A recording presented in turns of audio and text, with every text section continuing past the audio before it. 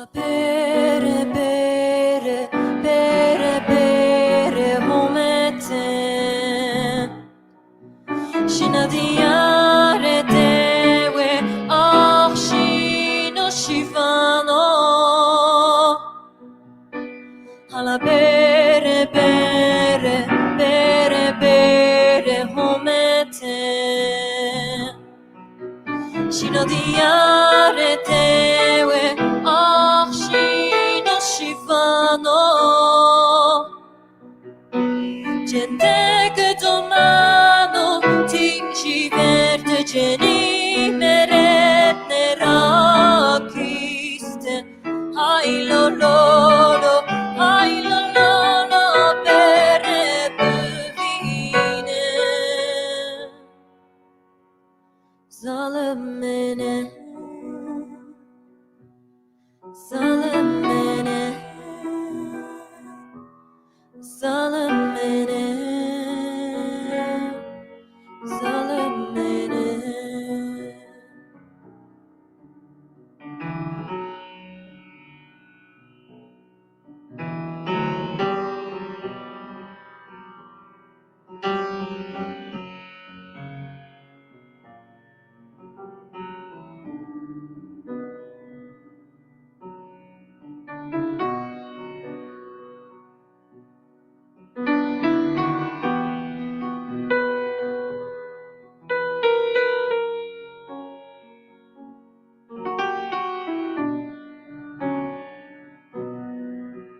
Tenga che inumare arde ma vira neshia Nerdene endi mare che fu saltanata Tenga che inumare arde ma vira neshia Nerdene endi mare che fu saltanata Brayene verete su de menti me bime ame shime deste sarde Hai lo bere bevine Zalemene Zalemene Zalemene Zalemene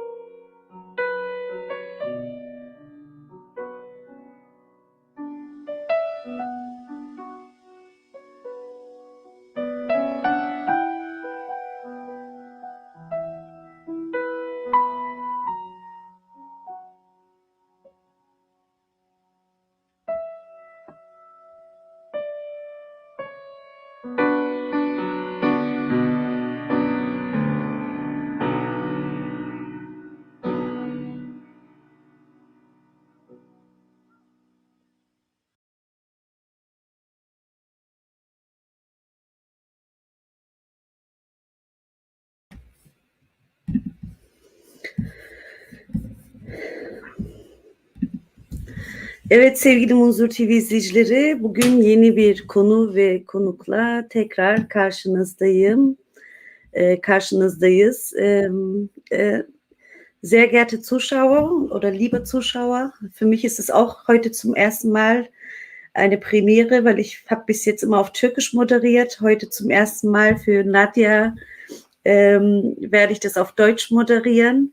Unsere Sendung heißt Eine musikalische Reise nach Dersim mit Nadia Visser. Ich grüße Nadia, herzlich willkommen. Danke, herzlichen Dank. Danke, liebe Nadia, dass du Zeit für uns gefunden hast und hier bist. Wir haben zwar mit einem traurigen Lied angefangen, aber wir freuen uns sehr, dich bei Munzur TV zu sehen. Und ich bitte auch die Zuschauer um Verständnis, falls ich ein oder andere Fehler mache, weil deutsche Sprache ist auch nicht meine Muttersprache. bin mit 12 nach Deutschland ausgewandert. Das heißt, falls ich irgendwelche Kleinigkeiten falsch ausspreche, wisst ihr Bescheid. Liebe Nadia, wir hatten gestern uns auch überlegt gehabt, mit welchem Lied wir starten. Und wir hatten gesagt, Halebiere ist ein ganz trauriges Lied. Ob wir doch nicht mit einem anderen Lied anfangen. Aber irgendwie war es mir danach. Vielleicht hast du auch diese traurige Nachricht mitbekommen. Leider hat sich gestern ein Jugendlicher aus Dersim umgebracht in Dersim. Das passiert häufig. Das hat natürlich auch soziologische und psychologische Ursachen. Und ja, irgendwie habe ich gedacht, fangen wir mit Halebiere an. Sonst eigentlich haben wir uns total gefreut auf diese Sendung und das machen wir auch und ziehen durch und erzählen deine Geschichte. Aber irgendwie habe ich so einen traurigen Beigeschmack, muss ich ganz ehrlich sagen.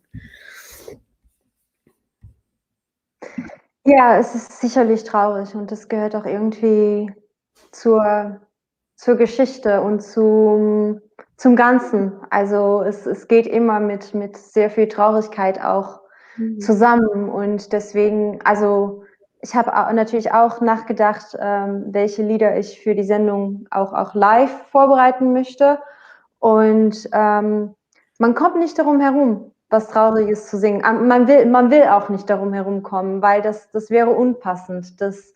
Es gehört dazu und es ist auch wichtig, das irgendwie in Erinnerung zu halten und deswegen, es gehört dazu und es ist gut, dass wir daran erinnert bleiben, auch durch die Musik. Wir haben ja gestern auch schon kurz dazu gesprochen, was so Musik angeht und ich habe versucht halt ein bisschen breit gefächert was vorzubereiten und nicht nur traurige Lieder zu singen heute, weil wir natürlich auch nach vorne schauen und versuchen im Jetzt zu leben, soweit es geht. Und aber ja, es gehört dazu und Halabiere ist für mich auf jeden Fall ein sehr schönes Beispiel von ja, wie schön Trauermusik auch sein kann. Genau, so wie Geburt gehört auch Tod einfach nur dazu. Und ich hatte heute, glaube ich, mehrere Nachrichten gelesen und hat mich das total, glaube ich, auch so mitgenommen.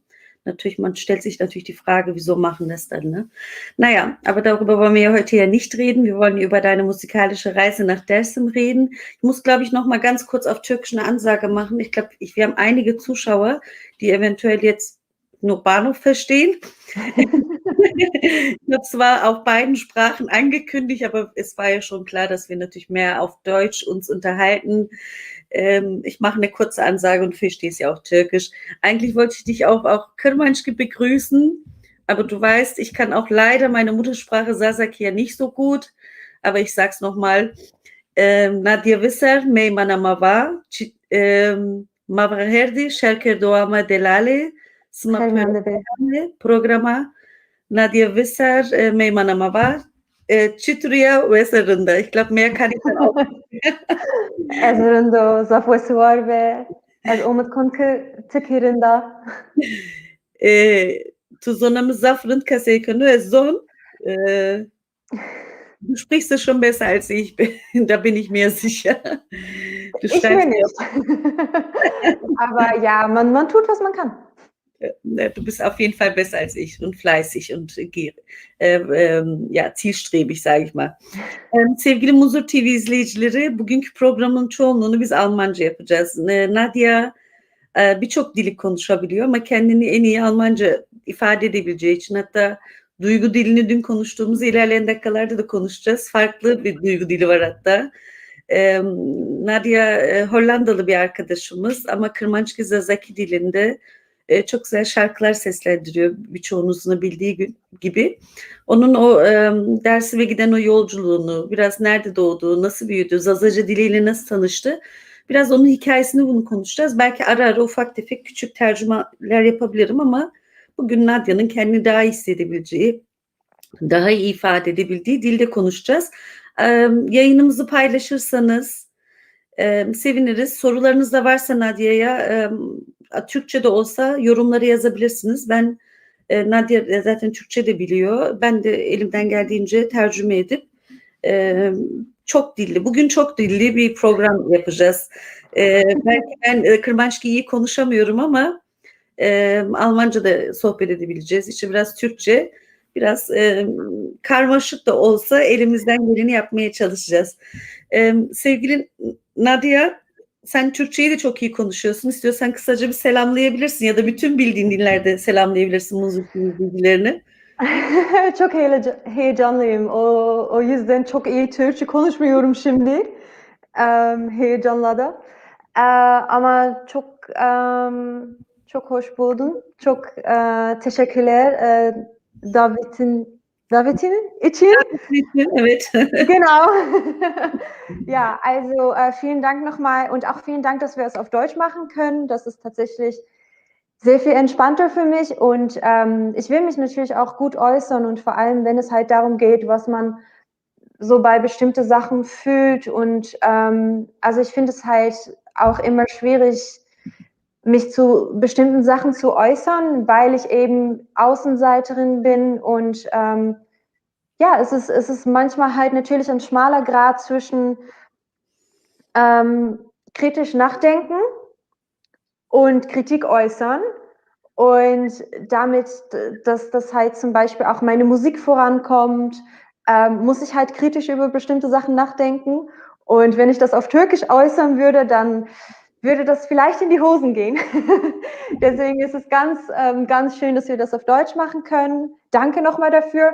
Und ja, wir können das auch gerne halt auf so verschiedene Sprachen machen. Das passt ganz gut zu mir, wie du schon meintest. Ich komme aus den Niederlanden. Meine Muttersprache ist Niederländisch, aber das rede ich eigentlich auch kaum, weil ich wohne seit 4 Jahren jetzt in Deutschland, in Berlin.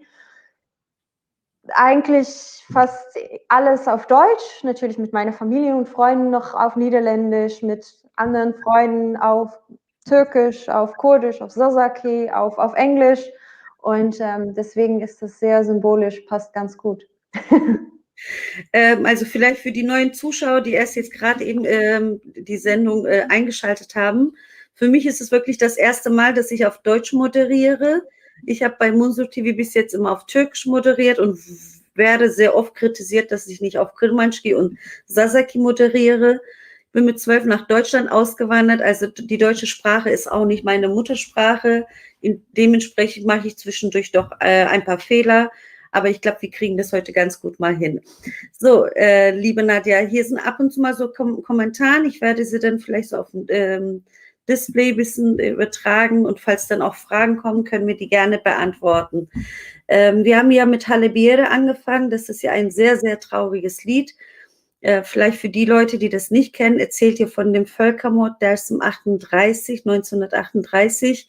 Dersim ist eine Region in der Türkei im Ostanatolien, was also den heutigen Namen, den Tunceli hat. Und wir haben ja auch die Sendung ja so genannt, eine musikalische Reise nach Dersim mit Nadia Wisser. Und jetzt möchten wir natürlich die Nadia kennenlernen. Wo bist du geboren? Wann bist du geboren? Und wie kam es denn dazu, dass du dann irgendwie die Reise nach Dersim begonnen hast? Also, ne? Woher kommst du denn? Woher kommt Nadia? Man fragt ja eigentlich mal bei uns, Tçekame, aus welchem Haus bist du? Ja, weißt du, auf Kırmançki fragt man das. Es ist ja nicht üblich in Deutschland oder in Europa, dass man nach dem Spitznamen sozusagen, nach dem Stamm oder nach Familien fragt. Aber ich frage dich mal, woher kommt die Nadia? Aus welchem Land, aus welchem Stadt? Wo ist sie geboren?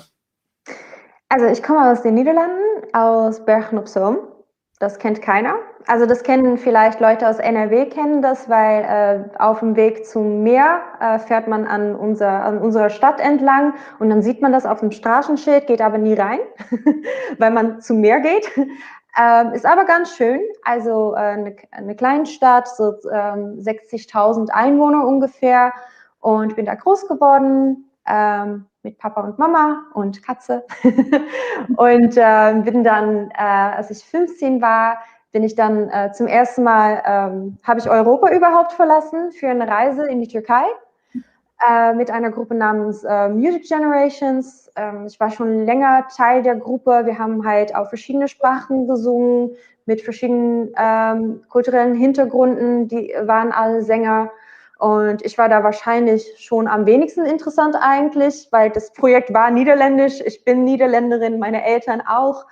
Und habe da trotzdem die Chance gehabt, mitzumachen und habe da dann auch, bin dann auch mitgegangen, mitgeflogen in die Türkei und habe da erstmal, zum ersten Mal wirklich andere Kulturen kennengelernt, weil ich meine, wir haben in den Niederlanden natürlich auch eine multikulturelle Bevölkerung, Gesellschaft, aber so wirklich kennenlernen tut man natürlich erst, wenn man wirklich dort ist. Und das war sehr beeindruckend. Also Aber es war bevor wir, wirklich was ganz Mhm. anderes. Aber wie war denn dein Leben dann in den Niederlanden? Ich weiß nicht, ich glaube, ich muss immer öfters Niederland sagen, ne? Holland ist nicht so beliebt. Wie war Mir denn ist es egal. Also durch deine musikalische Interesse bist du in so eine Gruppe und durch diese Gruppe bist du in die Türkei. Aber wie war dein Leben vorher? Also ich war nur einmal ganz kurz in Holland, also ich kenne mich da nicht so gut aus. Wie ist denn das kulturelle Leben? Ich weiß, dass Freunde von mir, die waren auch vor kurzem zu Gast hier bei mir. Malte, Benjamin und Nilgün, also Malte Stück, Benjamin Stück und Nilgün Aksoy, die haben in Holland sogar studiert, türkische Musik. Von Talib Özkan haben sie damals Unterricht genommen. Ich kenne Holland also viel zu wenig als Deutschland. Ich glaube, Deutschland ist ja noch Multikulti, noch bunter, oder ist Holland genauso? Kanntest du denn, wann hast du denn angefangen zu musizieren? Kanntest du überhaupt andere, also Nationalitäten und Sprachen, oder hat sich das innerhalb dieser Gruppe so entwickelt? Nein, also klar, es gibt halt ganz viele andere Kulturen auch. Also es ist klar, es ist nicht so breit gefächert wie in Deutschland. Und dazu komme ich auch aus einer ziemlich kleinen Stadt. Deswegen Multikulti war schon. Ich hatte auch, das ist ziemlich lustig. Ich glaube, als ich in der Vorschule war oder gerade die Schule angefangen hatte, da hatte ich auch eine marokkanische Freundin, ganz lieb, und wir haben uns ganz gut verstanden, und dann bin ich auch zu ihr nach Hause gegangen, und dann war ihr Papa tatsächlich mal ganz überrascht, weil der hat gedacht, Nadia ist ja auch ein arabischer Name, und der war total überrascht, dass er mich dann gesehen hat. So niederländischer geht es kaum. Blonde Haare, blaue Augen. Also damit meine ich, es gibt halt ganz viele verschiedene Kulturen auch, und ich habe auch immer mal wieder Leute kennengelernt, ich hatte auch in der Schule, also als ich 15 war, da war ich ja schon auf dem Gymnasium, und da hatte ich ja auch Deutsch, Französisch. Deswegen, es war für mich nicht das erste Mal, dass ich wirklich mit anderen Sprachen und Kulturen in Berührung gekommen bin, in Kontakt gekommen bin. Aber es ist ja so intensiv, das war natürlich was ganz anderes, was ganz Neues. Genau, und zu musizieren, das war ja auch eine Frage, das habe ich eigentlich immer schon gemacht. Also ich kann mich gar nicht daran erinnern, dass ich es nicht gemacht habe. Das hört sich so ein bisschen Klischee an, das sagen ja eigentlich alle Leute, die singen, ja, also früher, als ich klein war, da bin ich schon auf die Bühne gegangen. So war es auch eigentlich, wirklich. Also ich war nie scheu, es hat mir immer sehr viel Spaß gemacht, und das macht es eigentlich noch immer. Also das ist wirklich eine Leidenschaft, die sich durch mein ganzes Leben durchgesetzt hat bis jetzt. Und dann habe ich halt auch die Sasa-Sprache kennengelernt und die Musik, und das hat auch einfach, ja, das hat sehr gut gepasst zu meiner Stimme, und ich glaube auch zu meiner Energie auf der Bühne, weil ich bin halt schon sehr in meine eigene Welt, und es ist halt sehr atmosphärisch auch, sehr traurig, wie wir gerade besprochen haben, aber dadurch auch sehr, also man kann sich wirklich total darin verlieren. Und das hatte ich auf der Bühne sowieso, dass ich immer mich sehr gut verlieren konnte in der Musik. Und ich glaube, das hat auch sehr, sehr gut gepasst deswegen. Und als ich dann gesehen habe, wie die Leute darauf reagiert haben, als ich Sasaki gesungen habe, dann war das für mich ja darüber muss man nicht nachdenken. Ich singe gerne auf Englisch, ich singe gerne auf Französisch, ich singe aber auch gerne auf Sasaki. seien wir mal ganz ehrlich, wenn ich auf Französisch oder Englisch singe, ist es allen egal. Also das bereitet keinem wirklich viel Freude oder so. Wenn ich aber auf Sasaki singe, das ist unglaublich. Die Reaktionen, die Dankbarkeit, die Leute zeigen, das lohnt sich. Also da fühlt man sich so gestärkt und motiviert und will das auch einfach machen, weil ich aus so einer jetzt reicht mein Deutsch auch nicht aus, privilegierten Position komme. Kann ich leider nicht. Ich habe schon wieder in den Kommentaren gelesen, Adi Güzel Veysel schreibt, Mabachelde me Manemadazov Slamvase, Penianen, Dinade Kommissare Sonema Kesekono, Hammer Bessenekilime. Ich habe es auch nicht hundertprozentig alles verstanden. Ich glaube, er sagt erstmal herzlich willkommen. Ich grüße den Gast sehr herzlich. Ihre Emek, also Emek kann man auch ganz schlecht, finde ich, auf Deutsch übersetzen. Weiß nicht, vielleicht kannst du es ja besser. Bemühungen, Beitrag, ja genau. Soll ihn auf der Welt, Penia kann ich jetzt gerade nicht. Also, liebe Zuschauer, ich bin eine Person aus Dersim, die aber nicht ihre eigene Muttersprache sprechen kann. Das hat natürlich auch ganz viele politische, psychologische und soziologische Faktoren und Hintergründe. Ist es leider ganz, ganz traurig. Ich spreche die türkische Sprache perfekt, in Wort und Schrift, aber ich kann leider meine Muttersprache nicht. Ich finde das mega traurig. Und ich glaube, diese Dankbarkeit, was du dann eben auch erwähnt hast, kommt, glaube ich, daher, wenn man dich auf der Bühne singen hört und du sagst ja auch wirklich, du bist in so einer eigenen Welt und spürst das und lässt es uns spüren. Und viele Dersimer leben ja mehr im Ausland oder zerstreut innerhalb der Türkei und weniger Menschen oder Dersimer leben ja in Dersim. Also wir sind ja schon natürlich auf vielen Kontinenten unterwegs. Und ich glaube, da spüren wir auch dieses Gefühl und das ist dieser Heimatgefühl und diese so diese Fernweh und was wir alles in uns tragen. Ich glaube, das hat auch eine ganz große Rolle. Deswegen kann ich auch diesen Kommentar nicht sehr gut verstehen, muss ich ganz ehrlich sagen. Auch wenn es mir das ganz peinlich ist, ist es leider so. Ich habe erst meine Muttersprache mehr in Deutschland versucht, sag ich mal, zu lernen, aber ich bin noch nicht da angekommen, wo Nadia ist. Nadia ist ja noch weit vorn. Ich weiß gar nicht, wer dann heute zuschaut. Ich würde mich freuen, wenn ihr vielleicht einfach mal einen ganz kurzen Kommentar unter dem Video lässt. Ich bin echt gespannt, wer heute uns zuschaut, weil wir machen zum ersten Mal bei Munzur TV auf Deutsch eine Sendung. Du bist die erste, aber geplant waren noch andere. Mal gucken, ob die sich auch bald trauen. Und was für Themen wir noch bearbeiten. Bis jetzt hatten wir meistens auf Türkisch. Ja, hast du denn auch irgendwelche Musikinstrumente gespielt oder hast du nur gesungen? Ich bin sehr untalentiert, was Musikinstrumenten angeht. Das muss ich leider zugeben. Also ich habe immer mal wieder versucht, was anzufangen, aber Singen macht mir unheimlich viel Spaß. Musikinstrumenten spielen nicht. Ich werde dann unglaublich nervös. Also die Ruhe, die ich habe, wenn ich singe, die spüre ich überhaupt nicht, wenn ich ein Musikinstrument versuche zu bespielen. Und deswegen habe ich das gelassen. Und das ist eigentlich, das kann man eigentlich ganz gut damit verbinden, was ich halt auch, wieso Musik meine Leidenschaft ist, aber nicht mein Beruf. Also ich mag Musik als eine Art Therapie, als Ruhe, als Leidenschaft, als irgendwas, was mir unheimlich viel Spaß bringt und Ruhe, aber nicht was mich Stress bereitet. Das gehört einfach für mich überhaupt nicht dazu und ich will auch nicht, dass es dazu gehört.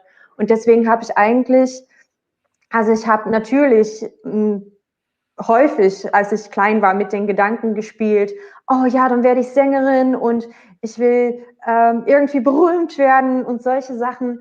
Aber eigentlich sofort, als ich dann halt, meine Eltern haben mir immer haben mich von ganz früh auch beigebracht, wie man mit Geld umgeht und so weiter. Und da wird einem ziemlich schnell klar, dass man mit anderen Jobs eine bessere Chance hat, Geld zu verdienen. Und da ich da halt, also ich mag Sicherheit schon sehr.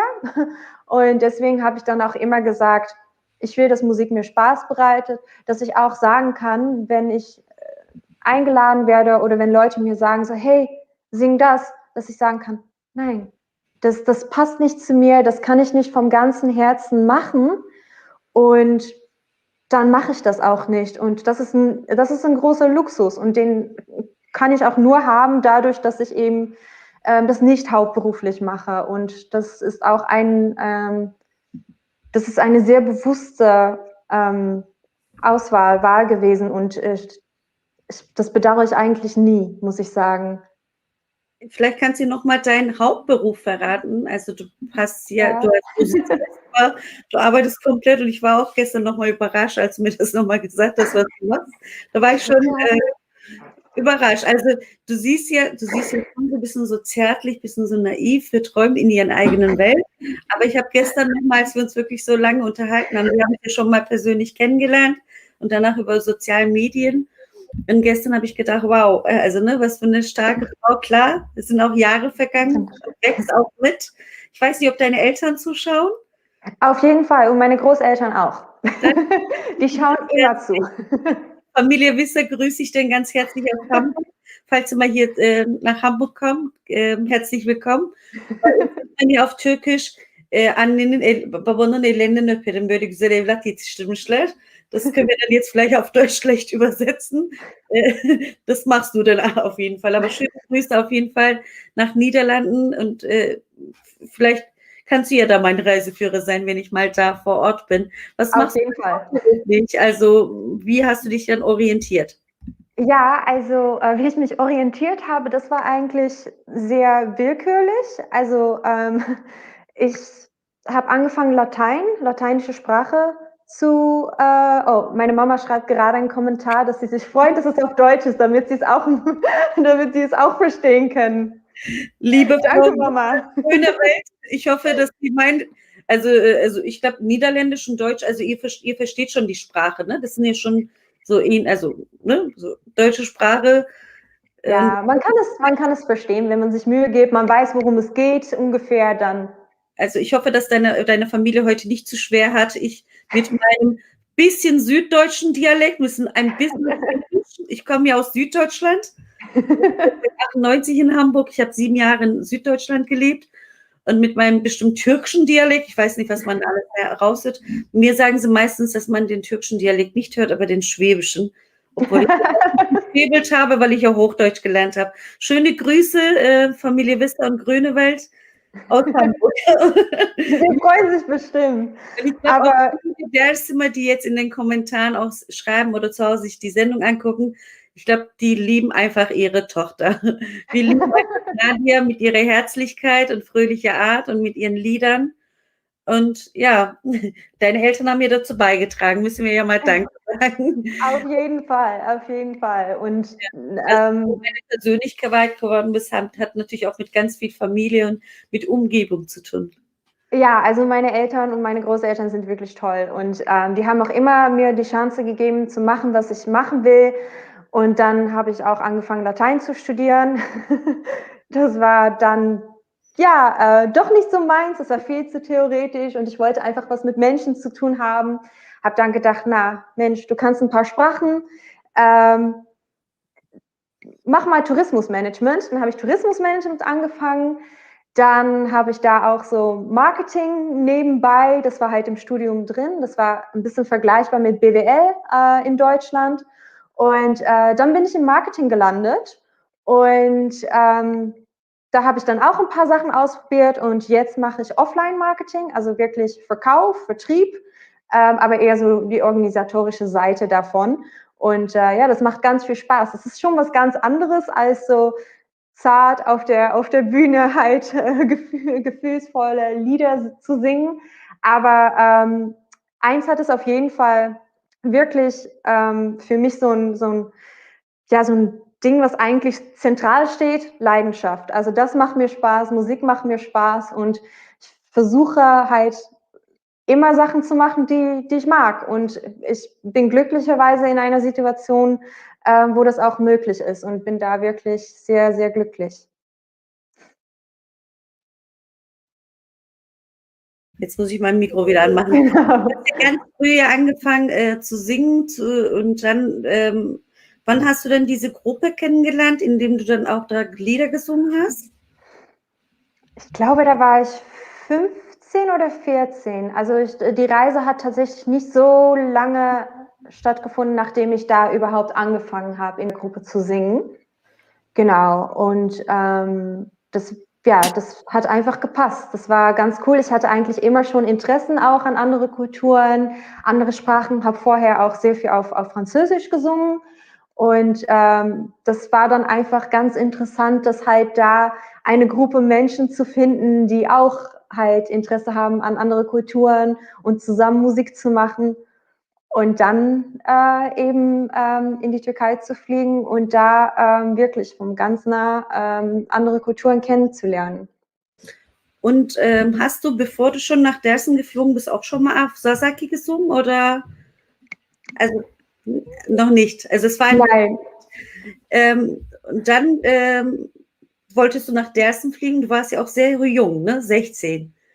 Genau, also ich war 15 mit dem Projekt und das war, also das erste Lied, das ich glaube ich gelernt habe auf Sasaki, war Duskun Baba, aber ich bin mir nicht sicher. Es kann auch Herdia gewesen sein, aber auf jeden Fall, das Projekt war ganz cool. Also wir haben da Metin Karaman hat uns da begleitet und Ahmet Aslan.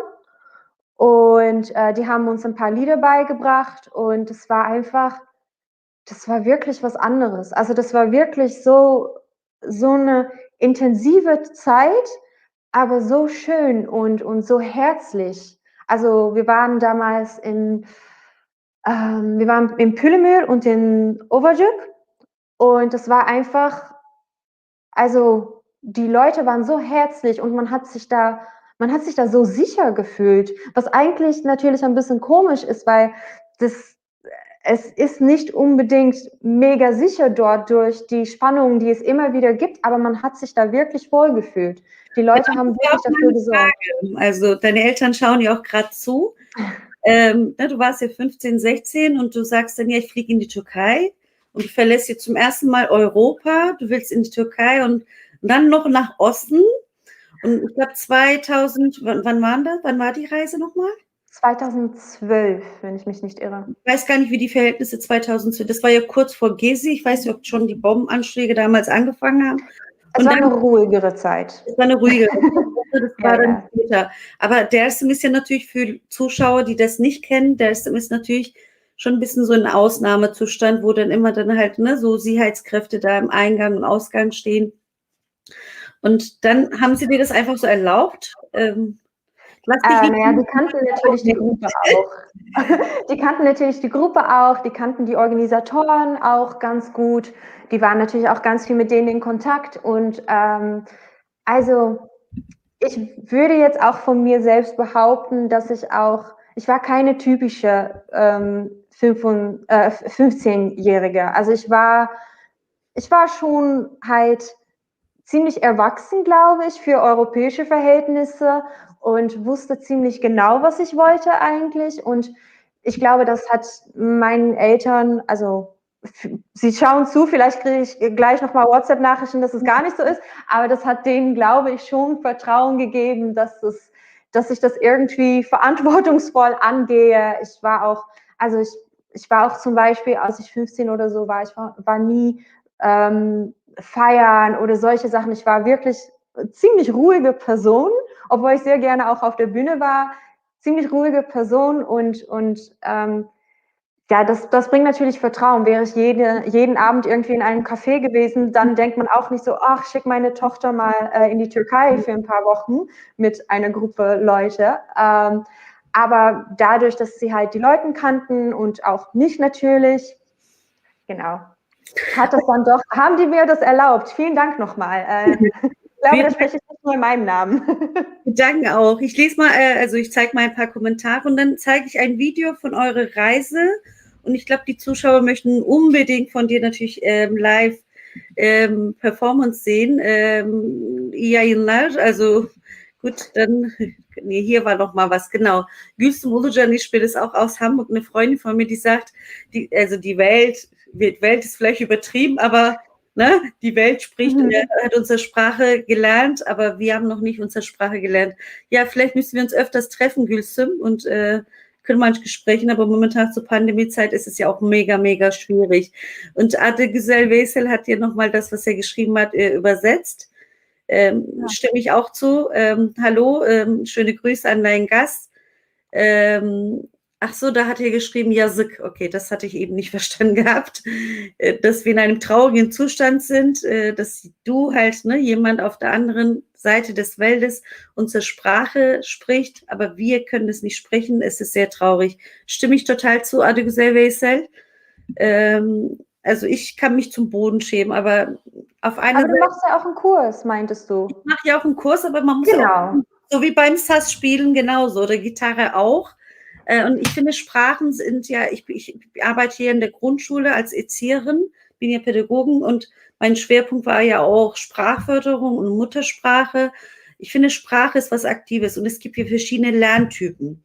Einige haben ein fotografisches Gedächtnis, einige eher so vom Hören und einige, also es ist wirklich sehr unterschiedlich. Ich glaube, ich war 1 Monat in Bulgarien, das war 1998 und ich habe wirklich innerhalb dieser 4 Wochen ganz viele bulgarische Wörter gelernt und konnte ein bisschen kommunizieren. Ich glaube, wenn ich dann nach England reise oder 1 Monat lang in den Niederlanden lebe oder in Frankreich irgendwo, dann werde ich bestimmt, klar, nicht perfekt sprechen, aber schon ein bisschen kommunizieren können, auch wenn es manchmal vielleicht mit Hand und Fuß ist. Und ich glaube, ich habe da leider keine Selbstdisziplin. Aber ich glaube, das ist ein sehr wichtiger Punkt, dass man sich, wenn man auf eine andere Sprache spricht, traut man sich Fehler zu machen.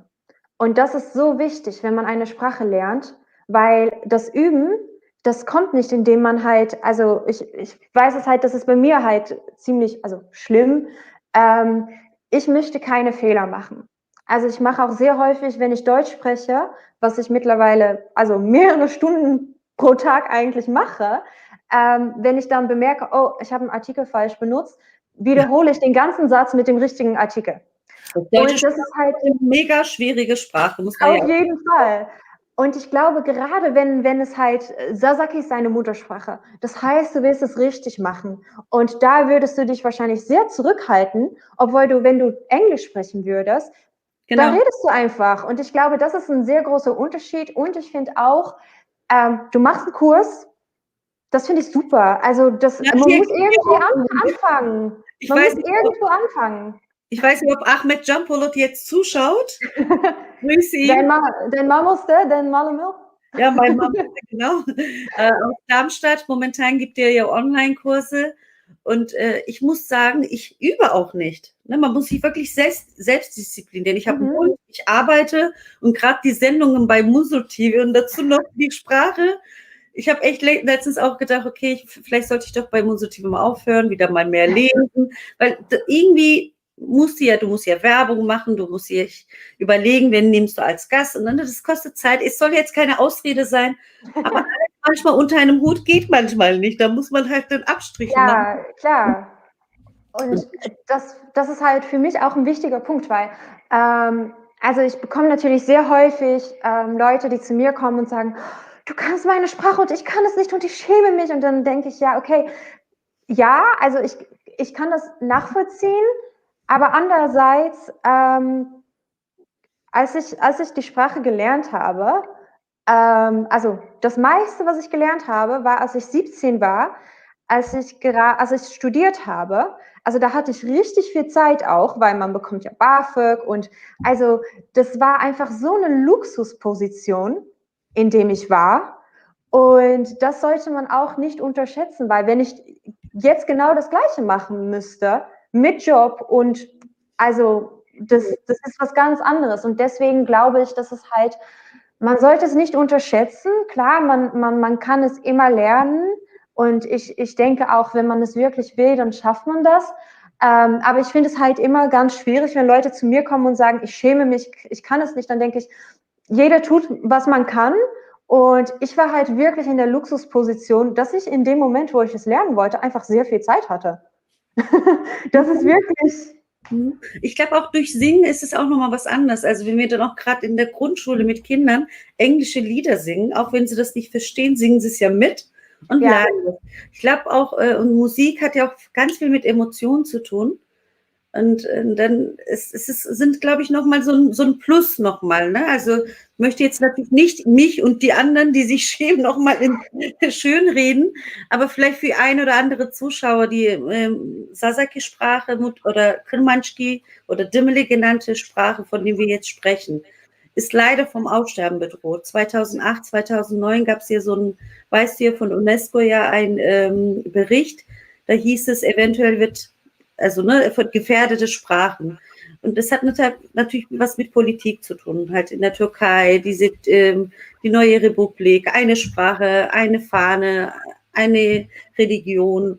Und das hat natürlich auch dazu geführt und zusätzlich, dass die halt Dersim auch eine Region ist, die sehr, sehr politisch aktiv war. Das heißt, ich bin in Bursa geboren, im Westen, in Yalova aufgewachsen, dann in Istanbul, also in der Nähe von Istanbul bin ich. Also ich habe ja mit Dersim eigentlich nichts zu tun gehabt, außer mit meiner Großmutter ab und zu mal in den Ferien. Und wir haben hier zu Hause wirklich nur Türkisch gesprochen. Wir haben türkische Bücher gelesen, türkische Musik gehört, kurdische Musik oder Sasaki-Musik oder Kirmansch-Musik war ja verboten.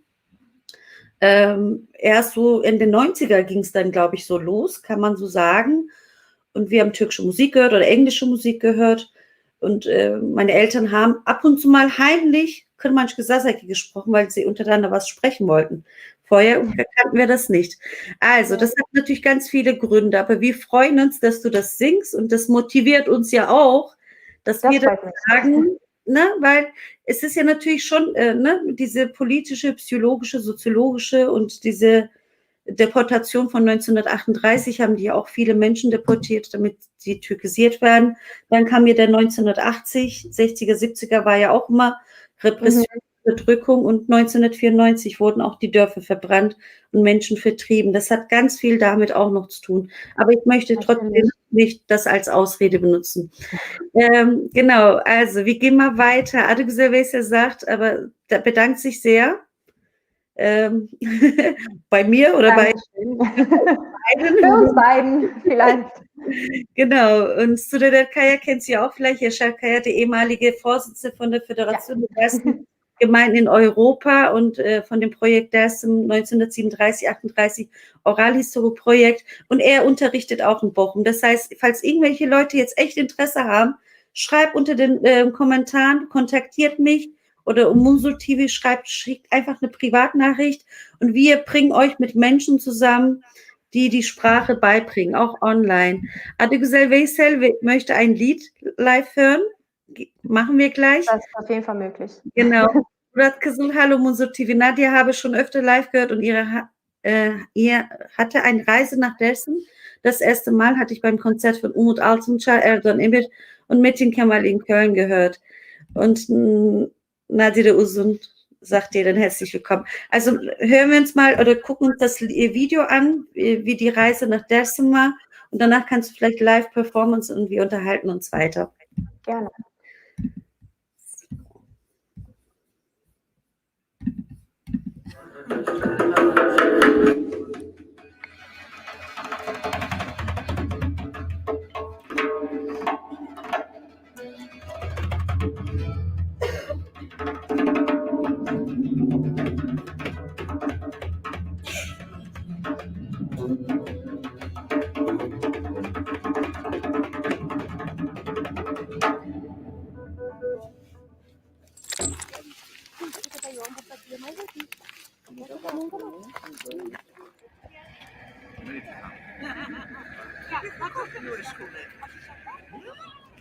Hi, nice to meet you.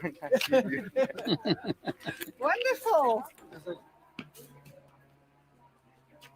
Het is niet dat we van 20 tot 27 één concert Die is geven. op de 25e.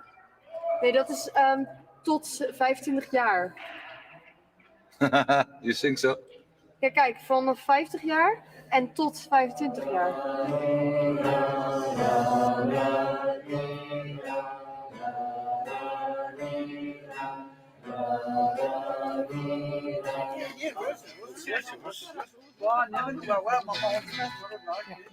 Three. All by the way.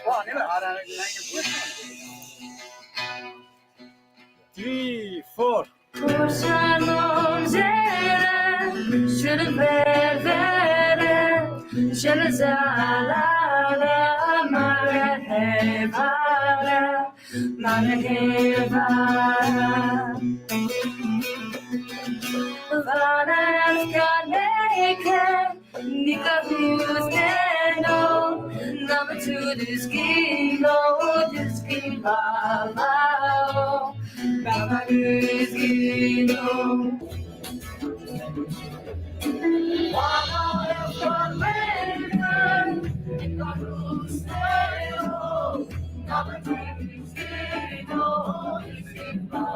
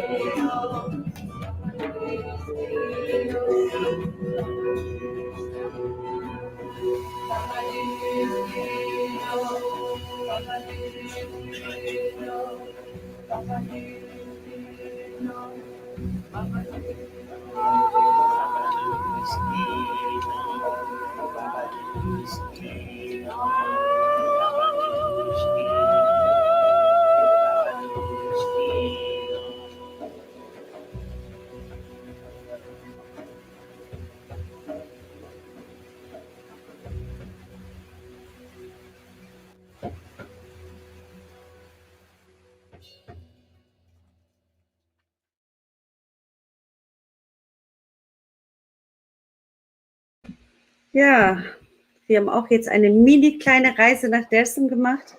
Ich glaube, du hast es ja auch schon gestern am Telefon gesagt, dass du auch Fernweh, hast du das, glaube ich, genannt, ne?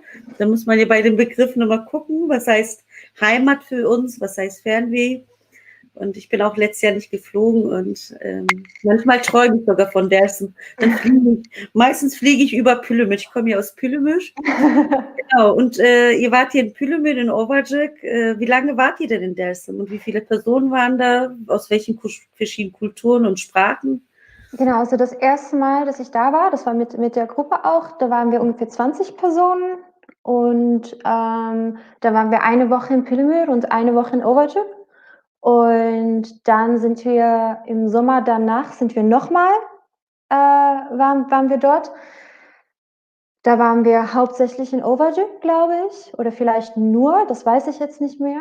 Und dann das Jahr darauf war ich in Ovacık und Hozat. Und das war, glaube ich, genau. Und danach, das Jahr danach hat das Festival leider nicht stattgefunden. Aber also das Munzur Festival, das ist natürlich das Highlight des Sommers in Dersim.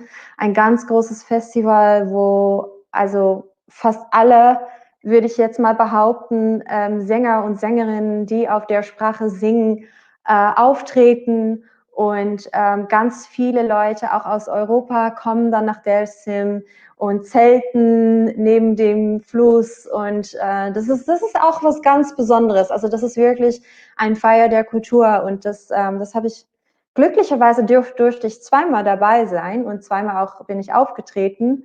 Und ja, das war wirklich was ganz Tolles. Und da lernt man auch, wenn man ein bisschen länger da ist, lernt man natürlich auch, ja, man lernt es halt viel, viel besser kennen, als wenn man halt das erste Mal war ich total überfordert. Also man kann es auch überhaupt nicht einordnen. Wenn man zum ersten Mal in so einer ganz neuen Umgebung ist und alle Leute sprechen irgendeine Sprache, die man nicht versteht.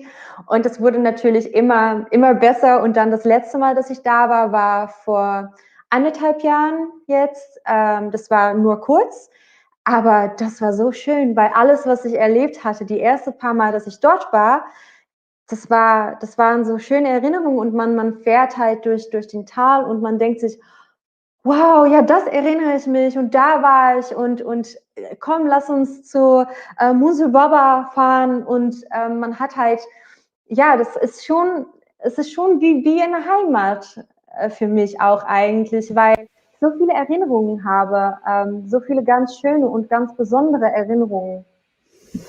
Hast du auch immer das Gefühl, wenn man nach Delsen fährt und gerade in die Stadt reinfährt, ne, und zufällig geht entweder die Sonne auf oder runter und die schöne Landschaft und immer auch beim Verlassen, also da kommen auch schon bei mir wirklich immer so die Emotionen, die Ja. Tränen, ne?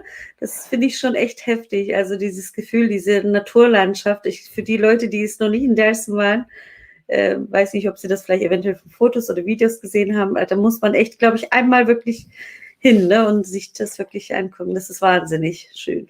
Das ist wirklich wahnsinnig schön. Also das kann man sich gar nicht vorstellen. Und auch wenn man da ist, weil man kann es auf Fotos irgendwie sehen, aber man kann es nicht begreifen, weil es ist halt, es ist einfach so groß und die Berge sind so hoch und man fühlt sich so klein, aber auch wirklich Teil der Landschaft fast, weil alles halt so groß, so riesig ist und es ist wirklich was Besonderes. Das muss man schon zugeben.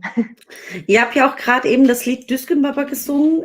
Warst du, also beim ersten Mal, wo mit der Gruppe auch auf dem Berg Düskün-Baba, auf den heiligen Beim Ort? zweiten Mal war ich dort. Also ich war bisher nur einmal auf Düsseldorf und das ist auch, ich hatte tatsächlich auch vor, gleich Düsseldorf nochmal zu singen. Ein paar Jahre später, 9 Jahre später, kann ich es noch. Aber ja, also ich war tatsächlich darauf. Ich war zweimal auch bei Munsur Baba. Das letzte Mal war ich auch dort, als ich da war. Und das ist wirklich was ganz, ich sagte die ganze Zeit, dass es ganz besonders ist, aber es ist auch wirklich einfach ganz besonders. Also man kann es sehr schwer in Worte fassen, weil die Energie und auch einfach die Herzlichkeit der Leute, das ist was ganz anderes. Das kennt man von hier nicht so. Und das ist natürlich auch, also vor allem halt in Dersim, da sind nicht so mega viele Touristen, kann man schon sagen. Und ich meine, bei mir, man sieht schon ziemlich schnell, dass ich halt nicht von da bin. Und da sind die Leute auch immer ganz happy, also ganz, ganz froh, dass halt Touristen da sind. Und wenn ich dann irgendwie irgendwas auf Sasaki sage, dann ist die Freude natürlich desto größer. Und Herzlichkeit ist einfach ein sehr gutes Wort dafür. Und hast du damals auch schon für dich, also vorher hast du ja nicht Sasaki gesungen, sondern du bist ja nach Dersim gereist. Und war das dann auch also so ein ganzes Paket, gesamtes Paket, also wie ein Puzzle, die Reise nach Dersim, die Sprache, Musik? Ich glaube, ist das so ineinander ein bisschen vielleicht, oder? Also es hat erstmal angefangen nur mit der Musik tatsächlich und ich habe einfach die Klänge auswendig gelernt und dann ein paar Jahre später, die Geschichte hat tatsächlich mit der deutschen Sprache zu tun, weil dann war ich auf einem Konzert mit einer Freundin, die kein Niederländisch sprach, aber Deutsch. Und da hat ein Mann, der hat auf Deutsch hat er gerappt. Danach wollte sie mit ihm sprechen, auf Deutsch. Und er konnte kein Deutsch. Und das war für mich so, was, der kann kein Deutsch? Aber der rappt doch auf Deutsch. Und da meinte die Freundin von mir, was, du kannst kein Sasaki, aber du singst doch auf Sasaki. Und dann wurde mir auch klar so, ja, okay, stimmt. Also mir wurde natürlich vom Anfang an gesagt, krass, dass du auf der Sprache singst, ich kann die Sprache gar nicht, toll, dass du das machst. Und da war für mich irgendwie, ich meine, ich war ja auch jung, ich habe an Schule gedacht und an gar nicht so mich mit von Aussterben bedrohten Sprachen auseinandergesetzt erstmal. Und dann wurde mir klar, ja, wie doof ist das? Ich singe auf der Sprache und Leute sehen mich, also das haben sehr viele Leute mir gesagt, so sehe ich mich selbst natürlich nicht, aber schon irgendwie auch als Symbol für die Sprache und für das Lernen der Sprache. und ich konnte die Sprache gar nicht. Deswegen dann habe ich mich auch erstmal ganz tief geschämt und habe dann wirklich mir Mühe gegeben, habe wochenlang jeden Tag 20, 30, 40, 50 Wörter einfach gelernt, auswendig gelernt. Und jetzt kann ich halt immer mehr Lieder verstehen und dann hat man ein ganzes Lied und dann denkt man sich, oh, das Wort, das kenne ich nicht. Und dann kommen halt immer wieder so Sachen dazu. Aber so das allererste, das war einfach wochenlang jeden Tag mich hinsetzen und Wörter auswendig lernen. Du bist noch gemutet, glaube ich. Ja, ich war ausgeschaltet, aber du hast es schon verstanden, was ich gemacht habe, ne? Dieses Schamgefühl.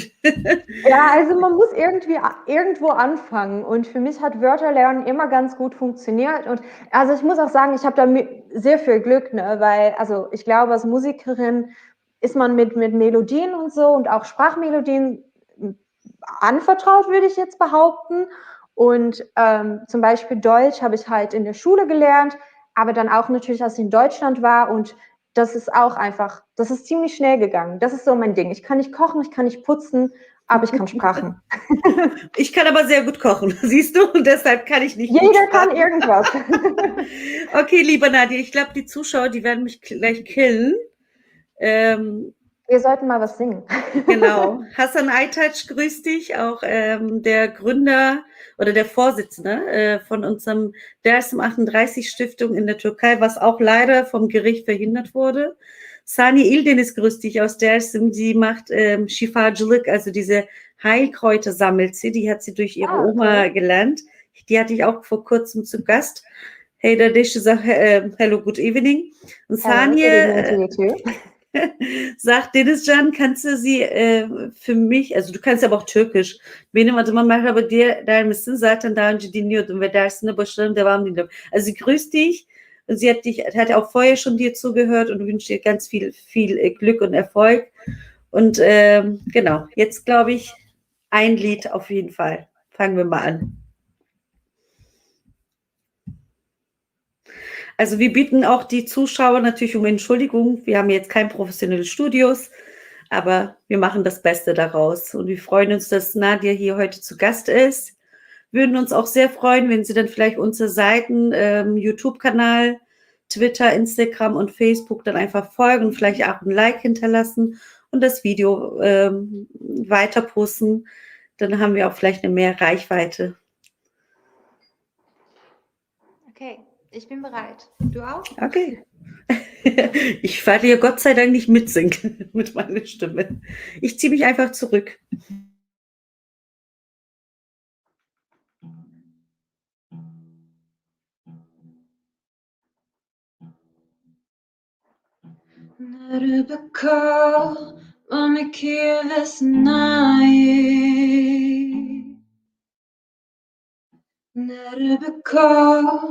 Вамки знає, Yasri çarna zerdgahaki, Okheri, Okheri, Okheri, Okheri. Rövünde daynaye khore tore vaze Kam vatu binas mende hashti china Hadoresh rewat po peyseriene Heko yene Pepo yene, yene,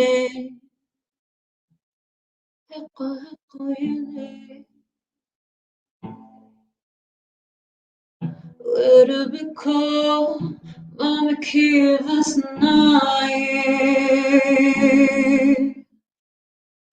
Erubiko, mamaki vesnaye. Yasri Çarın zırtkı hoki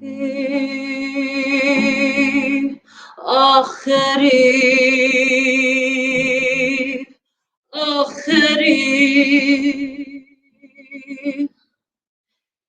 Revne dainay khore tore vade Dame vato Biraz mı daşti çina Devre şere Wabu peyser yene Heko yene Pepo yene We yene Pepo yene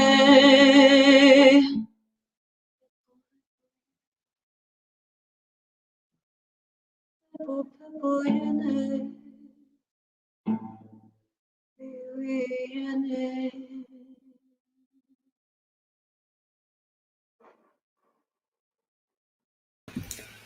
Vielen Dank, liebe Nadja. Also ich habe schon Tränen in den Augen. Wie du sagst, sind leider unsere Lieder, viele unserer Lieder auch sehr, sehr, sehr, sehr traurig. Ich musste, glaube ich, erstmal schnaufen. Also ja, ich glaube, heute war wirklich ein emotionaler Tag. Also wirklich ich kenne den jungen Mann nicht. Und natürlich zur Pandemiezeit, zur wirtschaftlichen Krise.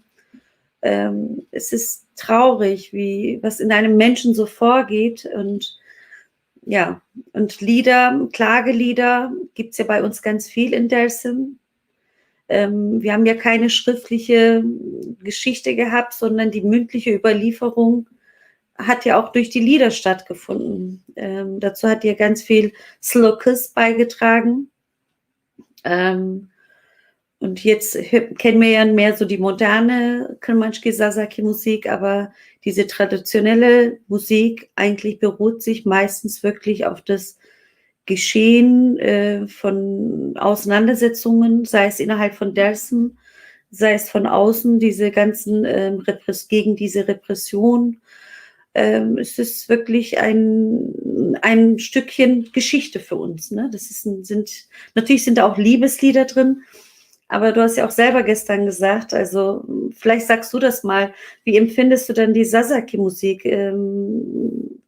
Du bist ja eine Europäerin, also ich meine, wir kennen ja Dersim, wir lieben, aber du hast ja auch Dersim eben hier so schön beschrieben und die Sprache erzeugt ja auch ganz viel Emotion in uns drin und auch wenn jemand, glaube ich, wir sind da nicht so streng, wenn jemand auch die Sprache nicht vielleicht perfekt spricht. Wir sehen immer was dahinter, die Wille und diese einfach, oder ist es, glaube ich, auch ein bisschen so Salbe wie auf unserer Seelen, ne? Also wenn du singst, dann haben wir auch Hoffnung. Also ich kann nur jetzt für mich sprechen, ich weiß nicht, was die Zuschauer denken. Es gibt mir Hoffnung, wenn Nadja Wisser auf Kremenchke Sasaki Lieder singt. Also so kann ich das jetzt, ich habe nicht vorher darüber nachgedacht, aber wenn man mich fragt, also wir freuen uns, glaube ich, auch, wir sind ja auch alevitisch, wenn auch jemand sich für die alevitische Musik interessiert oder Bağlama spielt, weil wir gerade in der Türkei unterdrückt worden sind und Repression und Verbote erlebt haben, ist das immer so ein Lächeln in unserem Herzen und in unserem Gesicht. Da sehen wir, oh, da interessiert sich jemand für uns, da singt jemand auf die verbotene Sprache, ist jetzt in Holland zu hören, in Deutschland und jetzt bei Munzur TV live. Ich glaube, das erzeugt ganz viel Emotion. Also, wie findest du aber die Sasaki-Musik? Und wenn du von außen betrachtest, sag du mal, ich rede zu viel ab und zu mal. Alles gut, alles gut. Ja, also wir haben ja gestern auch schon darüber gesprochen und also es ist schwierig, also die Musik ist schwer, das kann man auf jeden Fall sagen. Es gibt halt, es gibt sehr viel, sehr traurige Lieder und es gibt auch, also fast ausschließlich ist übertrieben, aber ich würde schon behaupten, dass vielleicht 90% der Lieder hat direkt mit dem Völkermord zu tun und das ist hart, also das ist wirklich wirklich schwer und das hat mich als Sängerin natürlich auch manchmal sehr beschränkt, kann man schon sagen. Also weil es ist Teil der Geschichte und es soll auch ausgetragen werden. Und wir haben gestern kurz darüber gesprochen.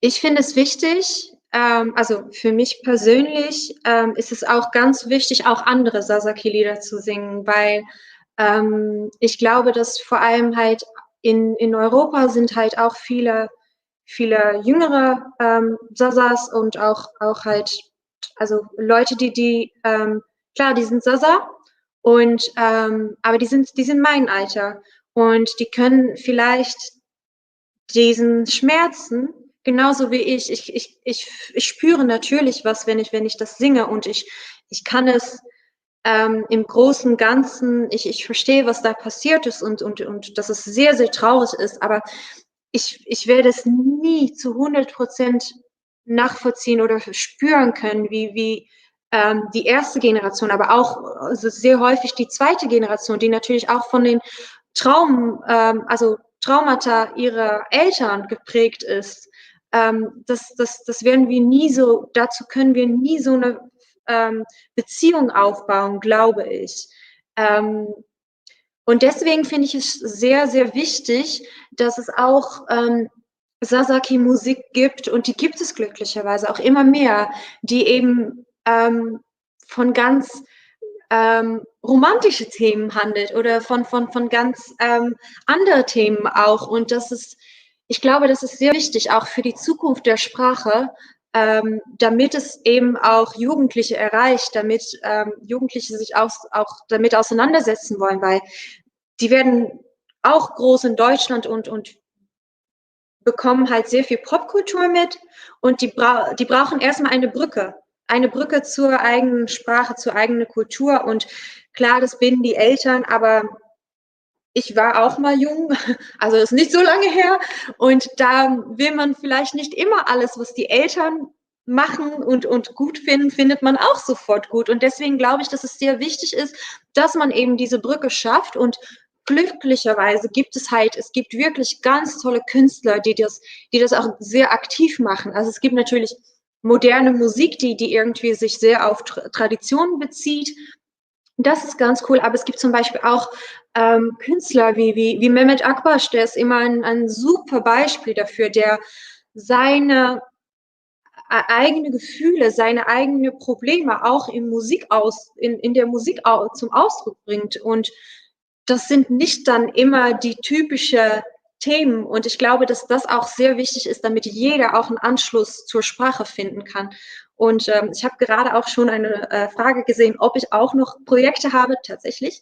Also ich habe auch ein paar Lieder geschrieben, die ich jetzt heute Abend leider nicht singen werde, aber die ich auf jeden Fall, also ich will dieses Jahr auf jeden Fall 1, 2 Lieder ausbringen, auch die sind von mir geschrieben, also Sasaki-Text ist von mir, glücklicherweise von Leuten korrigiert, die das besser können als ich.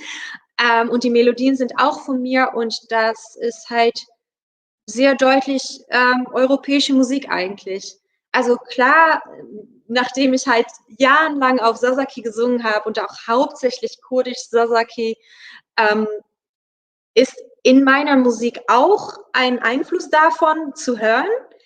Aber es ist hauptsächlich europäische Musik und ich hoffe auch sehr, also wenn ganz viele Leute es nicht mögen, weil es zu modern ist, weil es halt nicht die klassische, traditionelle Lieder sind, ist es natürlich schade, aber ich glaube, also nee, ich glaube nicht, ich hoffe, dass halt sehr viele junge Leute gerade, die in Europa leben, zum Beispiel, oder auch irgendwo anders in der Welt und auch in Istanbul, auch in Dersim, die irgendwie normalerweise keinen Anschluss zur Kultur so finden, weil sie eben in der Popkultur aufwachsen, dass sie vielleicht dann durch meine Musik doch eine Brücke finden zu der eigenen Kultur. Und das ist eigentlich auch, und deswegen, es dauert ewig, ich arbeite seit Ewigkeiten daran, aber es ist mir halt ich glaube, dass es was Wichtiges ist, was vielleicht ein bisschen selbst eingenommen ist, aber ich hoffe, dass es was Wichtiges ist. Und aus der Hoffnung heraus gebe ich halt sehr viel Mühe und sehr viel Leidenschaft und Liebe rein. Und das dauert manchmal. Also bist du auch eine Brückenbauerin. Ich hoffe es. Also das möchte ich auf jeden Fall sein. Also der Ansatz ist da. Also, ich hoffe es auch. Also wie gesagt, also bei mir erzeugt es wirklich ein Schamgefühl und auf der anderen Seite gibt es mir Hoffnung. Es macht mich glücklich. Es ist ein Stückchen Anerkennung, was wir vielleicht von dem türkischen Staat nicht bekommen.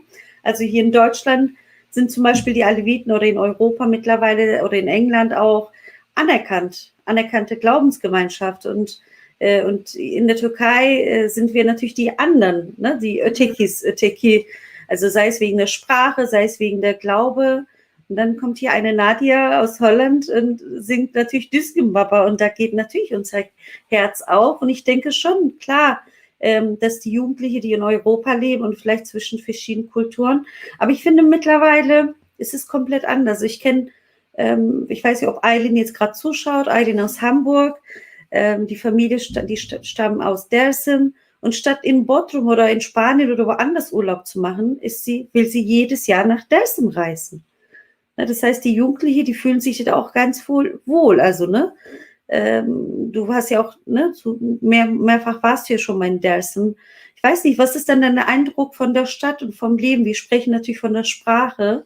Du hast ja auch ein Kulturfestival mitbekommen. Wie siehst du das? Also, du kannst knallhart sein als Europäerin Dersim. Als Niederländerin muss ich ja knallhart sein. Ja, klar. Genau, das hast du mir gestern erzählt, dass die Niederländer sehr direkt sind. Ja. Ja, aber ich habe tatsächlich, also ich habe zu dessen wirklich, also ich habe eigentlich keine negative Worte, weil, also ich war ein paar Mal da und es war immer ganz herzlich und es war immer ganz schön und die Leute waren unglaublich nett zu mir und es ist halt, ja, also ich könnte mir zum Beispiel nicht vorstellen, da zu leben, auch weil ich meine, man sieht ja auch an meiner Haut, ich bin nicht so für das warme Wetter gedacht. Also ich könnte mir das nicht so gut vorstellen, aber... also liebe Nadia, ich muss mal sagen, meine Mama hat grüne Augen. Ah, okay. Sie hat ein helles Haut wie du. Und ist nicht also so ich darf das wie nicht als Ausrede benutzen, meinst du? Nee, das ist keine, genau. Vielleicht wirst du ein Tick bräuner. Aber also ich habe die Hoffnung noch nicht aufgegeben. Noch nicht. Also ich glaube, also viele Freunde, wir wollen ja alle mal irgendwann mal zurück. Und dann wollen wir so ein kleines Dorf gründen oder halt einfach ein bisschen so ein kollektives Leben miteinander. Und natürlich bist du immer herzlich willkommen. Und ich glaube, ich habe eine Tochter, die ist 18. Ich glaube, wir können auch nicht komplett von Europa komplett weg. Das heißt, wir haben auch gestern darüber gesprochen, über Istanbul. Ich bin ja auch total gesplittet zwischen Hamburg, Dersim, vielleicht ein bisschen Süddeutschland. Wenn man mich fragen würde, wo ist deine Heimat? Ich habe mehrere Heimaten und ich glaube, so ist es auch für dich. Du weißt, da ist ein Ort, wo du immer hingehen kannst. Aber wenn du da bist, vermisst du auch natürlich Niederlande. Und jetzt gerade zur Pandemiezeit hast du ja auch jetzt gesagt, dass du nicht in Holland lange warst und du hast auch schon ein bisschen Heimweh nach natürlich. Holland. Genau. Aber ja, also ich glaube, also ich habe nicht so wirklich Heimweh nach bestimmten Städten oder Regionen. Also ich mag bestimmte Regionen oder so, aber es sind wirklich die Leute, die es für mich tun. Und also wir haben gestern ja auch darüber gesprochen, wenn zum Beispiel all meine Freunde und Familie aus meiner Heimatstadt ausziehen würde ich wahrscheinlich nie wieder in meine Heimatstadt fahren, sondern da, wo die wohnen, weil es sind wirklich die Leute, die machen den Unterschied. Und ich glaube, dass es halt, Dersim ist unglaublich schön, aber es sind trotzdem auch wieder die Leute, die einfach den Unterschied machen. Und das ist wirklich was ganz, ganz Tolles, wenn man da halt auch so als Außenseiterin so akzeptiert wird. Weil, ich glaube auch die Erlebnisse auch, ne? Also wie du sagst, deine Familie und Freunde sind in den Niederlanden. Du hast da Erinnerungen. Jetzt hast du natürlich in Berlin ein Stückchen Erinnerung und das ist natürlich mit der Landschaft, mit der Sprache, mit den Menschen, also ein ganzen Paket. Also es ist ja natürlich, ne? Menschen machen da ganz viel aus und ich glaube, das ist aber nicht nur für Dersim, sondern bestimmt auch ein bisschen so südländische Geschichte, auch in der Türkei, Istanbul. Wenn man irgendwo als Fremde hingeht, wird man ja sofort, ne, so umarmt, Gastfreundlichkeit, manchmal Ja, vielleicht auf sogar jeden ein bisschen, manchmal sogar vielleicht zu viel vom Guten. Aber Ja, jo, das kann ich bestätigen. als Niederländerin darfst du hier direkt und knallhart ehrlich sein. Genau. Genau, also das heißt, also von dir möchte ich möchte ehrlich gesagt auch nichts Negatives hören, aber ich glaube, wir Dersme kritisieren uns gerne gegenseitig. Man sagt ja auch zu Völkersgruppen oder zu Menschen, die einen Genozid und Ethnozid erlebt haben, dass sie auch ihnen halt ein bisschen manchmal so doch ein bisschen zerstritten und Auseinandersetzungen haben. Ich weiß nicht, vielleicht sollten wir auch vielleicht liebevoller gegenüber uns sein. Also ich finde, du bist auch eine ganz herzliche, positive, du hast eine super positive Ausstrahlung. Ne? Ich glaube, das macht auch noch was aus. Nicht nur, weil du Kırmanç-Lieder singst. Ich möchte jetzt keinen Namen hier nennen, aber ich kenne auch einige Musiker, die Kırmanç-Lieder singen und aus meiner Heimatstadt sind. Aber nicht bei mir diese sympathische Gefühle eventuell erzeugen, was ich bei dir dann halt habe. Ne? Ich glaube, das ist auch deine Person. Es ist die Art vielleicht, wie du singst, was du uns rüber vermittelst. Und ich glaube, bei dir spürt man auch dann diese Liebe und diese Neugier und diese, ne, das ist vielleicht, das macht ja auch vielleicht was aus. Ich weiß nicht, was denken dann die Zuschauer? Vielleicht sollten die mal kommentieren. Kannst dich ja nicht selber loben, also ich muss dich ja mal loben hier. Aber das kommt vom, ganz nett. aber das kommt vom ganzen Herz. Also so denke ich, ich habe spontan, ich habe ja nicht vorher überlegt, was sage ich der Nadja heute oder was, ich habe auch keine Fragen aufgeschrieben. Ich habe gesagt, wir fangen mal chronologisch an. Wo ist sie geboren? Und die Reise nimmt uns ja mit. Manchmal beim Gästen muss ich natürlich schon Fragen aufschreiben, aber ich dachte, so wie wir uns vielleicht unterhalten würden und wenn wir uns irgendwo hinsetzen würden, hätte ich dich auch vielleicht genau mit den gleichen Fragen bombardiert. Und so mache ich das jetzt. Also Genau, und so ist es dann halt. Ja, also du warst dann in Dersim und du sagst, die Natur, die Landschaft, die Sprache, das hat dich natürlich auch bewegt. Und dann bist du zurück nach Holland und dann habt ihr aktiv in diesem Chor gesungen oder wie ging es denn da weiter? ja, tatsächlich. Also dann sind erstmal Leute, die wir da kennengelernt haben, Musiker, aber auch ein Dede zum Beispiel, den wir da in Overdijk kennengelernt haben, die sind dann in die Niederlande geflogen und die sind dann ja bei uns zu Besuch gekommen. Du Dann meinst haben die Kedekli Zeynel-Dede, glaube ich, ne? Genau, Zeynel-Dede, genau. ja. Hm. Und dann haben wir halt mit denen weiterhin Musik gemacht in den Niederlanden. Die waren dann auch 3 Wochen oder einen Monat vielleicht sogar, waren die bei uns. Und da habe ich halt natürlich weiterhin auf Sasaki singen dürfen und habe dann weiterhin auch, und das, ich glaube, da hat es erst richtig Klick gemacht, weil da haben wir natürlich, da sind wir aufgetreten und nachher sind Leute zu mir gekommen und haben auf Niederländisch erklärt, wieso das so viel bedeutet. Und klar, also die Leute in Dersim haben mir versucht, irgendwie auf Türkisch oder Sasaki oder irgendwelche Sprache zu erklären, was es halt so besonders macht. Aber man hat nichts verstanden, weil ich konnte kein Türkisch, ich konnte kein Sasaki. Und als die Leute mir dann in meiner Muttersprache erklärt haben, wieso das so unglaublich besonders für die ist, dann habe ich gedacht, okay, ich mache das mal weiter. Ich mache das mal weiter und dann habe ich mal was auf YouTube hochgeladen und das hat dann auch ganz viele Views bekommen und ganz viele Kommentare, so, oh, danke schön, das ist so toll. Und habe ich gedacht, wenn das so toll ist, dann mache ich das doch einfach weiter. Und dann ist das auch einfach so gewachsen und jetzt mache ich noch immer weiter. Da freuen wir uns auch, dass du weitermachst. Dann hast du ja bestimmt, ich weiß nicht, Konzertanfragen gehabt, vielleicht erstmal in Holland oder in Niederlanden und dann in Deutschland, nehme ich an, und auch sogar in der Türkei warst du auch, oder? Erzähl mal, Genau, was du alles gemacht hast und wo du warst, vielleicht nochmal für die Zuschauer, die gerade... Ja, also ich habe natürlich in Deutschland, in den Niederlanden, in der Türkei, ich war mal in der Schweiz und bin da aufgetreten.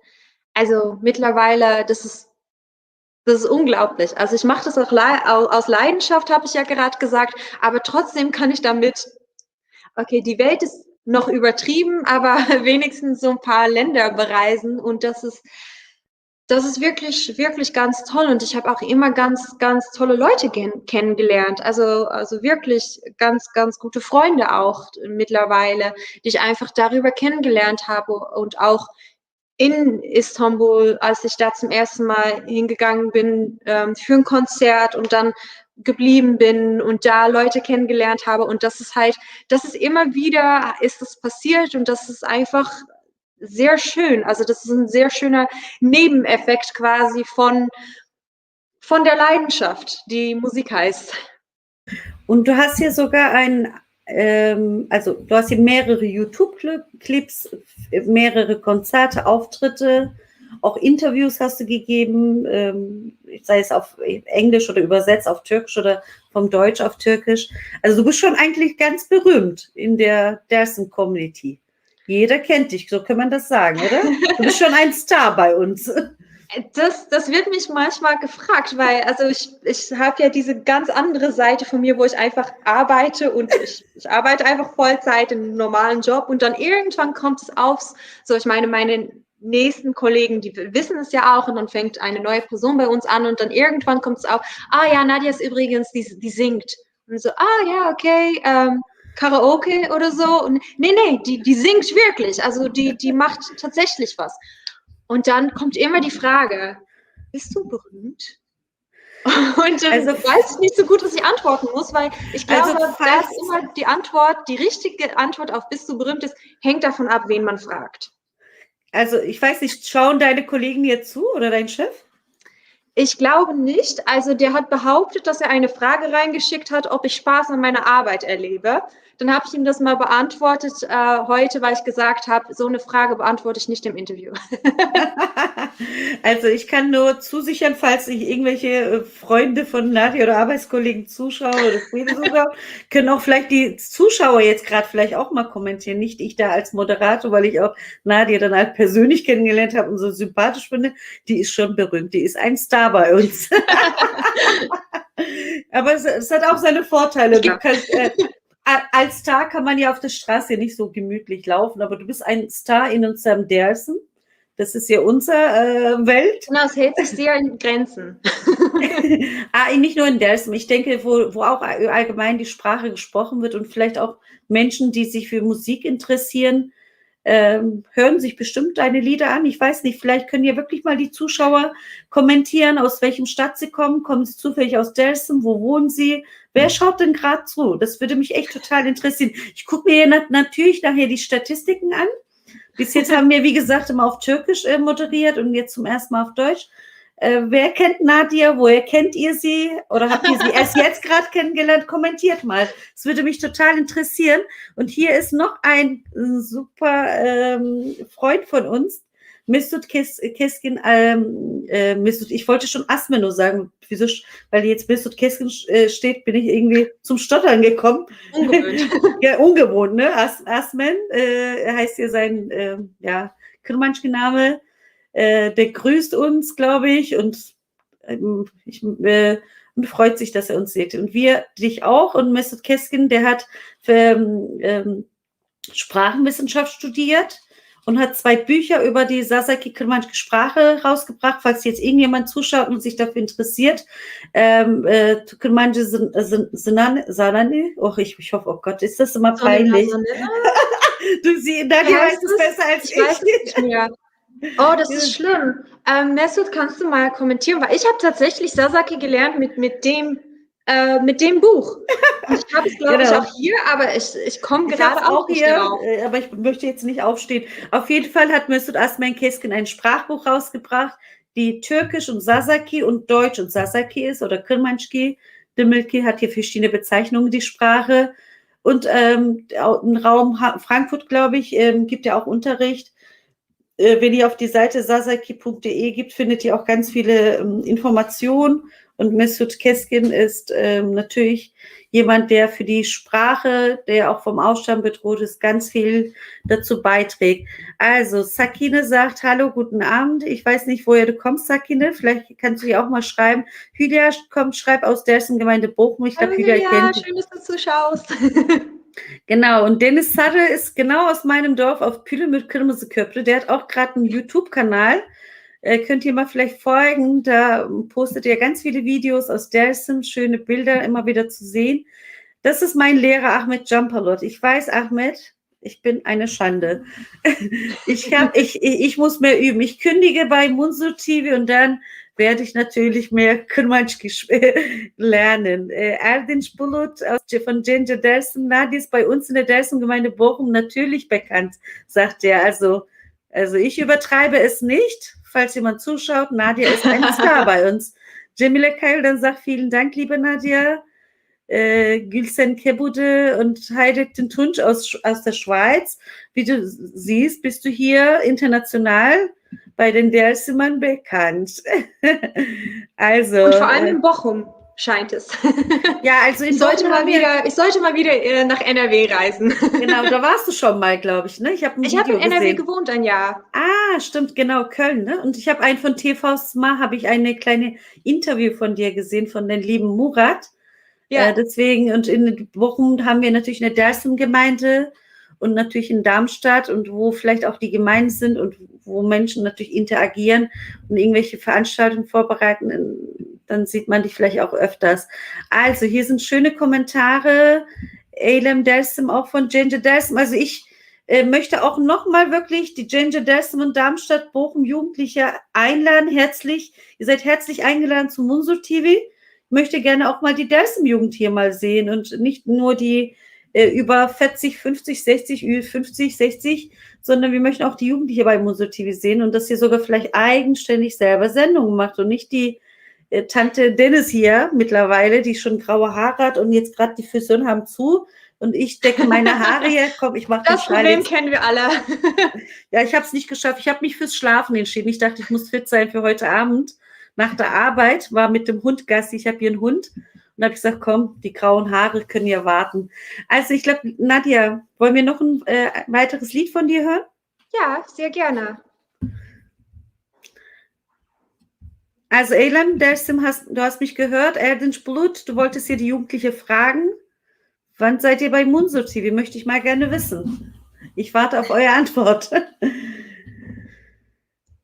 Okay, wenn du bereit bist, bin ich bereit. Ich bin immer bereit. Super.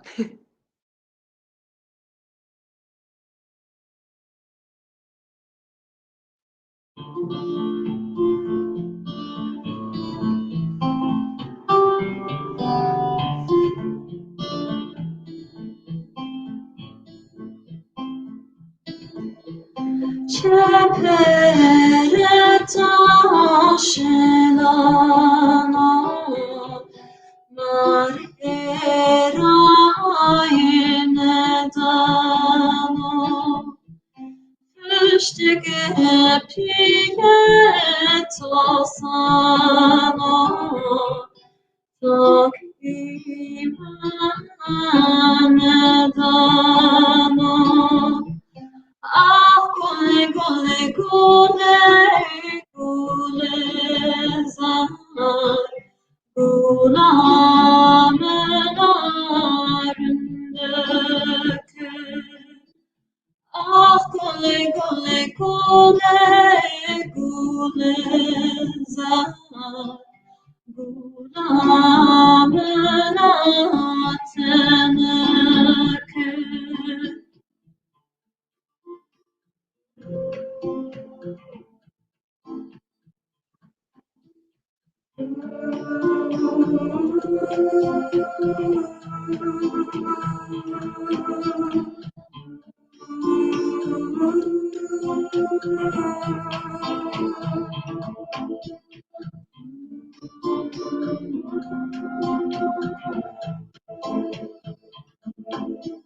Çerçinin açıtan Nefestan büjeri Piye khora dezdeni Cebena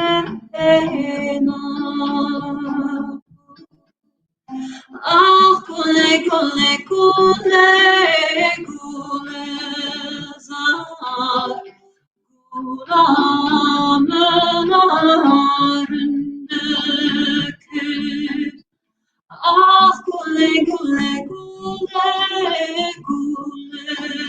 zar, gulamın atını serdoku ezekom seronca teynaro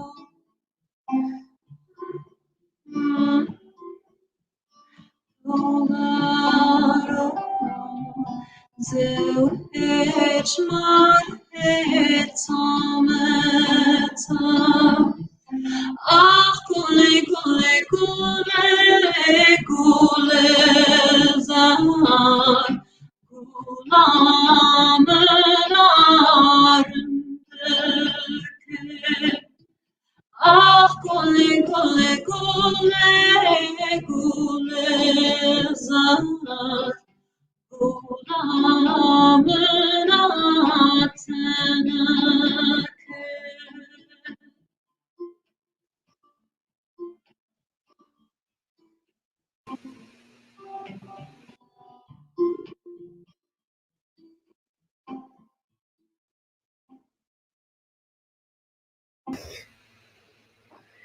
Vielen lieben Dank. Vesuarbe, liebe Nadja. Ja, du hast ja gestern erzählt eigentlich, dass du ein Album vorbereitet hast, aber wie heißt dein Album? Erzähl mal vielleicht von deinem Album. Wie viele Lieder sind da? Ja, das ist eine sehr gute Frage. Mein Album hat noch keinen Namen. Und es wird wahrscheinlich auch gar nicht rausgebracht werden. Weil, also, ich habe dir gestern ja auch erzählt, ich habe angefangen, ein Album zu machen und dann kam die Pandemie und dann war auf einmal alles wieder ganz anders. Also ich weiß nicht, wie das für dich gewesen ist, aber ich glaube, ganz viele Leute und ich auch, sind halt wirklich in sich gegangen und haben nochmal über ganz viele Sachen nachgedacht und es gibt ein paar Lieder, wovon ich jetzt denke, nein, das möchte ich gar nicht singen. Das ist überhaupt nicht mehr, wer ich jetzt bin. Und es gibt auch ein paar Lieder, die möchte ich sehr gerne rausbringen und die werde ich auch rausbringen. Aber ja, wie ich meinte, also für mich ist es sehr wichtig, dass ich immer dahinter stehe, was ich mache und dass es halt immer ja, ausdrückt, wer ich bin und nicht alles, was ich geschrieben habe vor 5 Jahren, tut es noch immer. Und deswegen werde ich nicht alles rausbringen, aber es wird auf jeden Fall dieses Jahr Musik, originale Musik von mir kommen, sei es ein Album, sei es einige Singles. Genau, also da wird auf jeden Fall was kommen. Das habe ich mir auf jeden Fall vorgenommen für dieses Jahr. Und ich glaube, das ist auch ganz, ganz wichtig, weil ich spreche ja immer davon, oh, es ist so gut, dass andere Leute auch Musik rausbringen, die irgendwie anders ist und nicht traditionell. Und dazu kann ich als Europäerin ja was beitragen, weil was ich mache, auch wenn ich es versuchen würde, ist es halt, es ist nicht traditionell. Das ist einfach so. Und das ist, glaube ich, auch was Schönes. Ich glaube, jedes Lied, was man schreibt, egal auf welche Sprache, ist eine Bereicherung. Also vielleicht mag nur eine andere Person auf der Welt das Lied, aber dann hast du irgendwas geschafft. Irgendwas geschaffen und damit was geschafft. Und ich glaube, ich hoffe, dass es schon mehr als eine Person sein wird, die meine Lieder mögen wird am Ende. Aber ja, wir schauen mal, was wird. Also ich finde, wie du sagst, ich habe dich ja in Istanbul ja kennengelernt, live damals. Und über soziale Medien halten wir ja schon seit Jahren Kontakt und ab und zu uns mal geschrieben. Und gestern haben wir nochmal telefoniert und über einiges gesprochen, was wir jetzt hier nicht am Live-Sendung sprechen werden. Und ich habe eine tolle Frau kennengelernt. Also du hast dich ja natürlich, ich auch. Also ich bin ja auch nicht die Dennis, die vor 7 Jahren war. Und in 7 Jahren sehe ich vielleicht wieder anders. Also ich bin aber nicht nach innen gekehrt. Wie du siehst, haben wir Muso TV geöffnet letztes Jahr. Pünktlich zum 4. Mai, zum Gedenktag des Völkermord, der ist am 38, haben wir den gestartet. Und bis jetzt habe ich ganz viele verschiedene Themen, aber meistens natürlich mit traurigen Anlässen. Da bin ich auch fix und fertig. Bist zwar die zweite Musikerin, aber ihr seid beide nicht aus Dersim gewesen. Adem Karakosch war hier zu Gast. Herzliche Grüße nach Schweiz und Tarık Ordu von Esrare Deyir. Und da haben wir eine Live-Sendung gemacht. Der kommt aus Elazığ, also in der Nähe von Dersim. Und du bist mein zweites Gast. Also ich habe bis jetzt immer Themen gehabt zum Menschenrechte, zum Völkermord, zu verschiedenen Massakern, Ökologie und einmal hatten wir zum Thema Gesundheit, zum Thema Frauen. Also so musikalisch ist es natürlich auch ganz schwierig, über so eine Plattform natürlich Live-Musik rüber an die Menschen zu bringen. Aber ich freue mich trotzdem, also dich hier zu Gast zu sehen, über deine Geschichte und man lernt auch voneinander. Ich habe auch gestern auch von dir Sachen gehört, da haben wir auch so viele Gemeinsamkeiten auch entdeckt, natürlich als Frau sowieso, aber auch von also Ansichten. Ich bin ja mit 12 nach Deutschland ausgewandert und bei dir hat die Wanderung, natürlich hast du nur kurze Reisen gemacht, nicht so wie ich emigriert, aber dass wir dann auch so gemeinsame Gefühle und Ansichten entdeckt haben. Ich finde, man könnte jetzt auch in Deutschland fragen, also ich arbeite in der Grundschule, wenn ich meine Kinder frage, wo kommt ihr denn her? Manchmal sagen sie aus Hamburg und Lurup. Also manche sagen vielleicht, okay, ich komme aus der Türkei, aber oder was ist schon das deutsche Esskultur? Du lebst hier in Berlin, total Multikulti. Und wer kann dir dann verbieten, auf Sasaki Lieder zu singen oder jemanden in der Türkei verbieten? Und man hat ja versucht, die Sprache zu verbieten, aber es wird, wie gesagt, immer noch gesungen und gesprochen. Das ist das Schöne dran. Und also ich hatte dann wirklich nicht die Ruhe in mir hineinzukehren. Vielleicht war es auch gut. Also ich habe ja auch, meine Familie lebt hier in der Türkei, die habe ich auch so lange nicht gesehen. Man kann nie es findet nicht statt. Aber durch Munzo TV konnte ich meine Freunde wiedersehen, neue Freunde gewinnen. So entwickelt man sich weiter. Und ich glaube, du hast natürlich auch ganz viele Freunde hast du natürlich durch deine Musik, durch deine Reise. Dein Leben hat sich schon irgendwie zum größten Teil hat sich hier geändert. So kann man das ja sagen. Auf jeden Fall. Auf jeden Fall. Und du kannst ja eigentlich mehrere Sprachen. Erzähl doch mal vielleicht auch, welche Sprachen du sprechen kannst. Ach so, also dann fühle ich mich immer so ein bisschen wie so ein Angeber. Aber mir ist es halt immer leicht gefallen. Deswegen, Sag doch mal, also Niederländisch ist ja deine Muttersprache. genau, Die hast du ja meine gelernt. Muttersprache ist Niederländisch, aber in den Niederlanden ist sehr viel auf Englisch. Also all unsere Popkultur, Lieder, Filme, alles ist auf Englisch. Deswegen Englisch natürlich. Also man würde es nicht sagen, aber ich spreche auch Deutsch. Klar, ich verstehe ganz, ganz gut Türkisch, kann es auch reden, wenn ich nicht so aufgeregt bin wie jetzt. Also ich verstehe und lese, schreibe ziemlich gut Sasaki und Kurmanji auch. Also nicht super, aber schon okay. Für eine Europäerin auf jeden Fall überdurchschnittlich. Also das ist es eigentlich. Und klar, ich hatte in der Schule zum Beispiel Französisch, das kann ich auch verstehen. Aber so wirklich, also mein Leben findet tagtäglich auf Niederländisch, Deutsch und Englisch statt. Und dann natürlich noch durch die Musik auf Sasaki oder auf Türkisch auch manchmal. Und auf welche Sprachen singst du denn? Also du singst ja auf Englisch? Ja. Oder zähl du mal vielleicht auf, genau. Ja, also auf Englisch sehr häufig, auf Sasaki Kurmanji natürlich, manchmal auch auf Türkisch, manchmal auch auf Armenisch.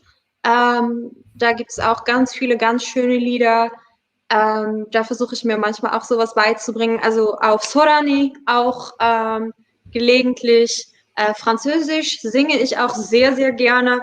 Ich versuche manchmal Deutsch, aber es hört sich sehr komisch an, wenn ich Deutsch singe. Ich kann mich nicht daran gewöhnen. Das wird auch nie passieren, glaube ich.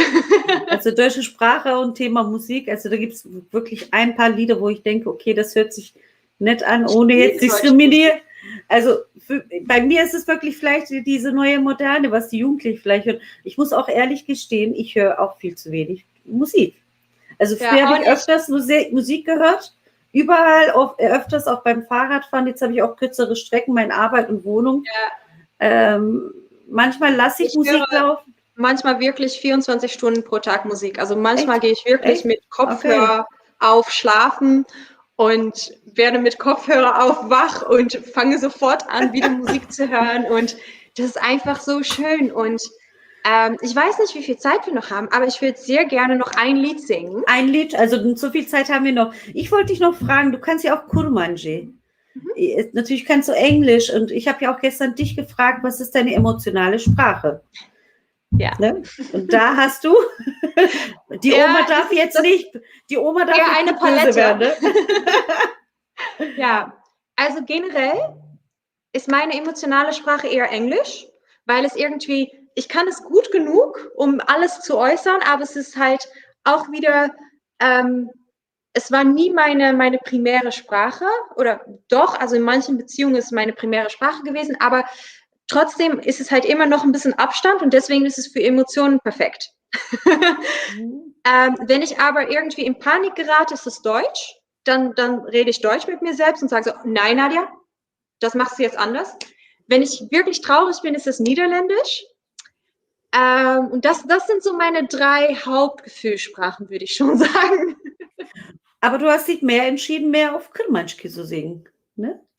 Ja, tatsächlich. Aber das war ja, bevor ich überhaupt Kurmanski konnte. Also das hat wirklich mit dem, also wenn ich sage Gefühlssprache, dann ist es eher, was Emotionen, welche Sprache Emotionen von mir verlangen oder was halt sofort rauskommt bei bestimmten Emotionen und weniger bei welchen Sprachen ich starke Emotionen spüre.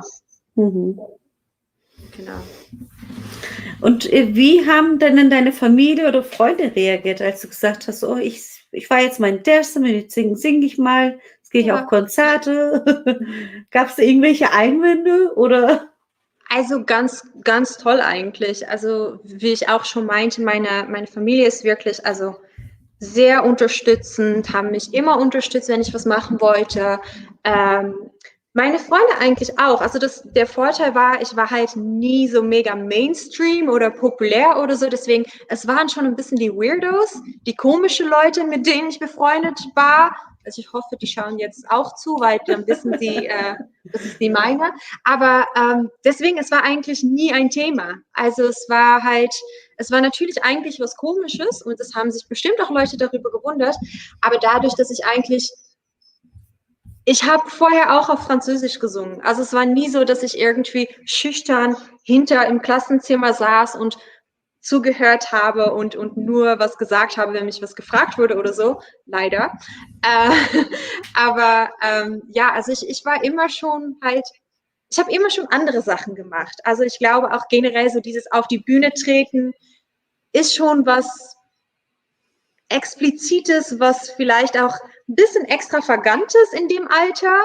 Also die meisten, die machen das entweder früher oder später. Wenn man das in der Pubertät macht, ist man sowieso nicht so cool, glaube ich, wenn man halt auf die Bühne geht und singt und so und Kunst macht.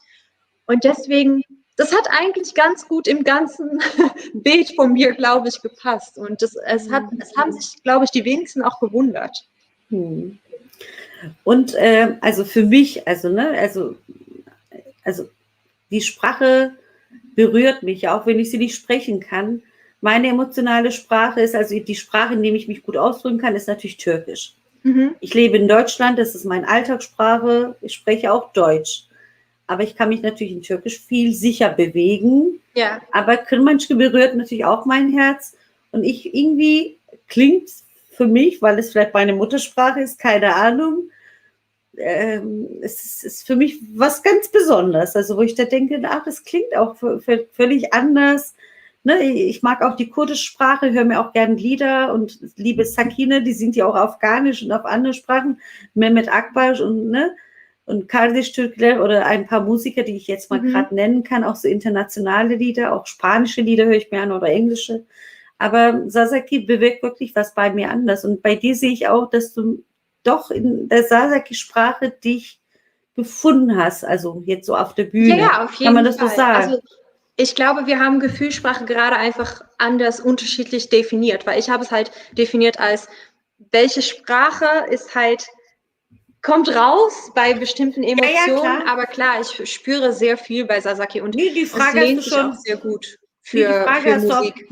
die Frage hast du auf jeden Fall, ich bohre ja gerne nach, ich komme ja aus Delsen, da möchte ich natürlich von dir hören, dass die Sasaki-Sprache als Musiksprache auch für dich was Besonderes ist. Nee, also ich würde, glaube ich, auch mehr auf Türkisch, also ich glaube, also klar, auf Türkisch kann ich auch besser schimpfen als auf Deutsch. Ja, Du weißt ja auch, du kennst das ja auch, auf Sasaki kann man ja auch Schimpfwörter sagen und die klingen ja nicht so hart, wenn man das auf Deutsch sagen würde. das stimmt, ja. Was ist denn dein Lieblingswort in der Sasaki-Sprache, Kurmanski? Also ein Wort, wo du sagst, ich mag das Wort Also total. du meintest ja, ich sollte direkt und ehrlich sein. Ich finde das wirklich eine doofe Frage. Okay. Ich habe gar kein Lieblingswort. Ich habe auch auf meine Muttersprache kein Lieblingswort. Also, ja, ganz Also, ehrlich, ich weiß nicht. Perperike finde ich Okay. schön. Schmetterling.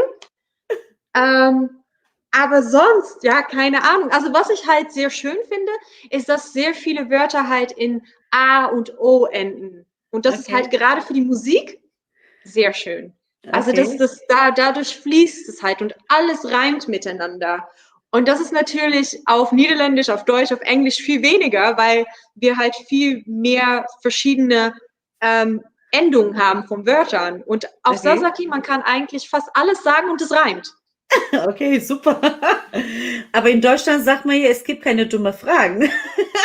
Liebe Ich habe Nadja. gesagt doof, ich habe nicht gesagt dumm. Ja, ich weiß, ich wollte nur sagen, weil, nee, ich weiß nicht, ob es dadurch kommt, weil ich dann vielleicht die Sasaki-Sprache nicht so gut kann. Manchmal es ist so, ich weiß nicht, ob du das Gefühl kennst, ich glaube, das kennen Dersmer, wenn man, sei es ein Schimpfwort oder ein Kirmanschke-Wort, wenn man das hört, so mitten aus dem Nichts, dass es so uns zum Lachen bringt oder so auch glücklich macht. Das war vielleicht so meine Frage. Also, ne, zum Beispiel, es ist ja auch Nicht so, wenn wirklich eigentlich. Also die vielleicht Sprache an empfinde ich sich das. macht mich glücklich. Wenn ich sie höre, dann denke ich, schön. Also das finde ich wirklich toll, aber ich habe nicht, aber das ist natürlich für mich auch anders, weil für mich ist es besonders, es überhaupt zu hören, weil Du kannst ja auch die wenn ich Sprache zur auch Arbeit gehe besser. oder so, ich kann wochenlang leben, ohne ein einziges Wort Sasaki zu hören.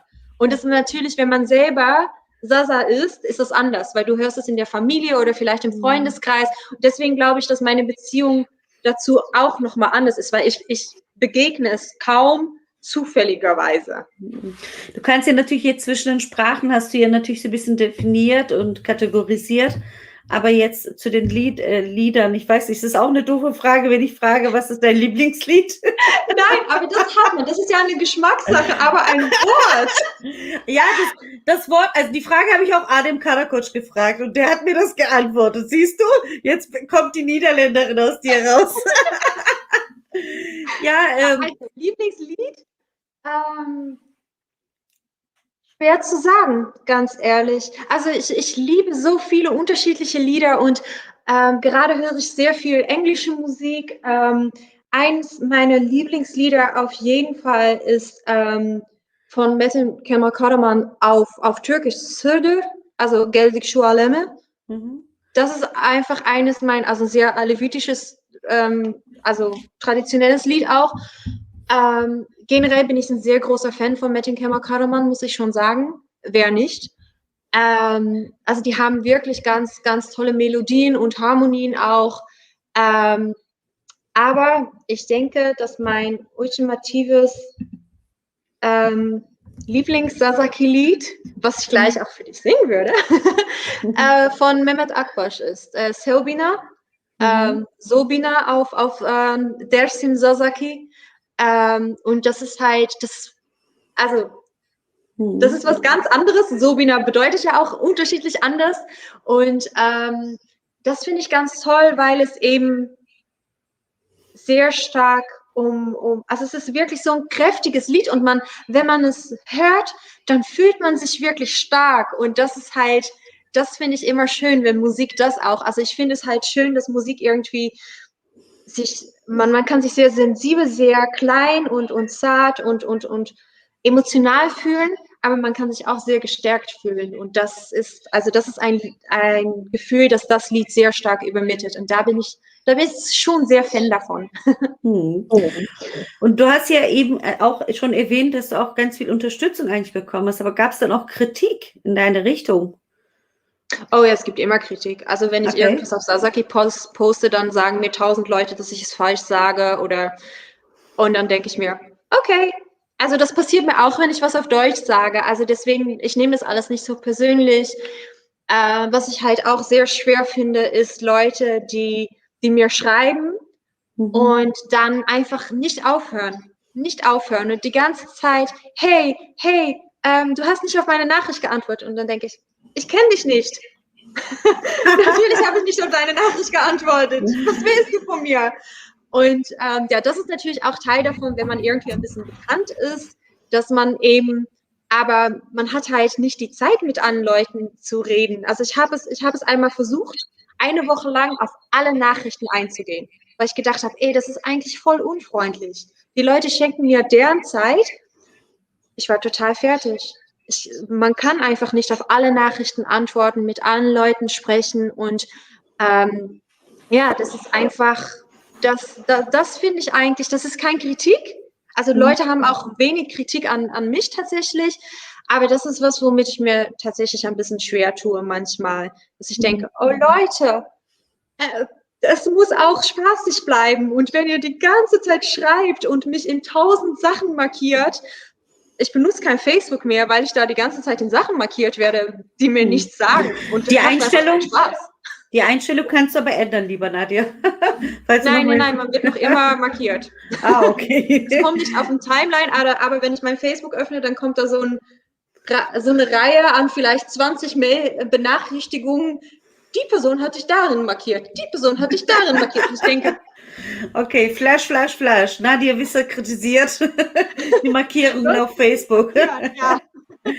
Ja, es ist, glaube ich, gerade du hast es natürlich viel schwerer, aber ich sehe das auch mal bei ganz vielen Freunden, die dann posten, vor allem Frauen, dass sie dann immer von Nachrichten von Männern bekommen, hey, und ich kriege manchmal von Leuten, die ich nicht kenne, ich bin noch nicht mal befreundet, Anrufe. Ja, genau. Da denke ich auch, also ich frage hier sogar, bevor ich dich anrufen würde ich auch schon fragen, Nadja, passt es zu dir? Kann ich dich kurz anrufen? Und fremde Menschen schreiben dir Nachrichten, möchten, dass du darauf reagierst und rufen dich auch noch an. Und du singst ja natürlich auf Kurmanski, Sasaki, Kurdisch, auf verschiedene Sprachen. Und hattest du auch Probleme gehabt jenseits der Staat, wo dann gesagt hat, nee, ihr dürft jetzt nicht irgendwelche... Also ich persönlich nicht. Klar, also ich habe manchmal mitbekommen, dass halt Organisationen, also wenn Leute was organisiert haben, dass es halt kompliziert war, dass wir zum Beispiel keine Erlaubnis bekommen haben, um dann in Dersim aufzutreten. Dann haben wir es doch bekommen. Also solche Sachen, klar, habe ich schon erlebt und halt auch natürlich bei Polizeikontrollen ist es immer so, niederländische Frau, was machst du hier? Aber also generell, ich hatte sehr wenig Probleme. Also ich habe einfach, also Denise, das muss ich dir schon ehrlich sagen, ich habe wirklich ein leichtes Leben. Ich habe wirklich einfach sehr viel Glück gehabt. Als Holländerin hat man Glück in Dersim. Vielleicht sollte ich auch mal Holländerin werden. Nein, aber wirklich, also auch wie ich meinte, ich habe halt sehr leicht die Sprache lernen können oder teilweise lernen können, weil die Situation einfach leicht war und das soll man halt nicht unterschätzen, wie viel Einfluss das auch hat. Klar, es ist natürlich von Vorteil. Also du sprichst echt von positiven Erfahrungen. Und du warst ja zuerst 2012, hast du gesagt, in Dersim und danach warst du hier mehrfach. Und dann ging ja mit den Gezi-Protesten hier los und danach haben sich hier Friedenprozess, dann wurde ja auch auf Eis gelegt. Es gab ja natürlich auch... es war natürlich ganz viel los in der Türkei und auch mit Syrien, mit diesen Bomben. Hast du dich danach getraut, trotzdem nach Dersim zu reisen? Hast du dich da sicher gefühlt? Ja, also es ist auch nicht so, dass ich, also alles, was ich da erlebt habe, dass es positiv war. Also ich meine, als ich zum ersten Mal da war, wurde also ein Attentat mit einer Bombe. Also da war ich in Ovacık und dann wurde auf der Strecke zwischen Dersim und Ovacık wurden 2 Leute getötet von einer Bombe. Ich war in Istanbul, als der Putschversuch stattfand. Aber das sind halt Sachen, darauf möchte ich mich gar nicht konzentrieren. Und klar, die trage ich immer mit mir und wenn es donnert und ich versuche zu schlafen, kann ich nicht schlafen, weil ich die ganze Zeit an den Militärputschversuch denke. Tatsächlich, aber das sind halt so Sachen, die machen mich nicht aus. Ich versuche weniger daran zu denken. Also klar, ich versuche zu gedenken, wenn es angemessen ist, aber ich versuche mich immer auf die positive Sachen zu fokussieren. Und ich glaube, das ist halt auch wieder einfach, weil ich Niederländerin bin, weil ich kann mich auch ziemlich leicht von der Sache trennen. Und den Luxus hat man natürlich nicht, wenn man daherkommt. Das ist nochmal eine ganz andere Sache. Aber ich versuche halt, Positivität reinzubringen und nach vorne zu schauen und meine Musik zu verbreiten und Musik zu verbreiten, die ich auch toll finde. Und genau, also ich denke mal, dass man das ist auch eine Einstellungssache. Und wie gesagt, das ist für mich viel, viel leichter, weil ich eben noch immer Außenseiterin bin. Wie viel ich mich auch damit beschäftige. Mein halbes Buchregal steht voller Sasaki-Bücher.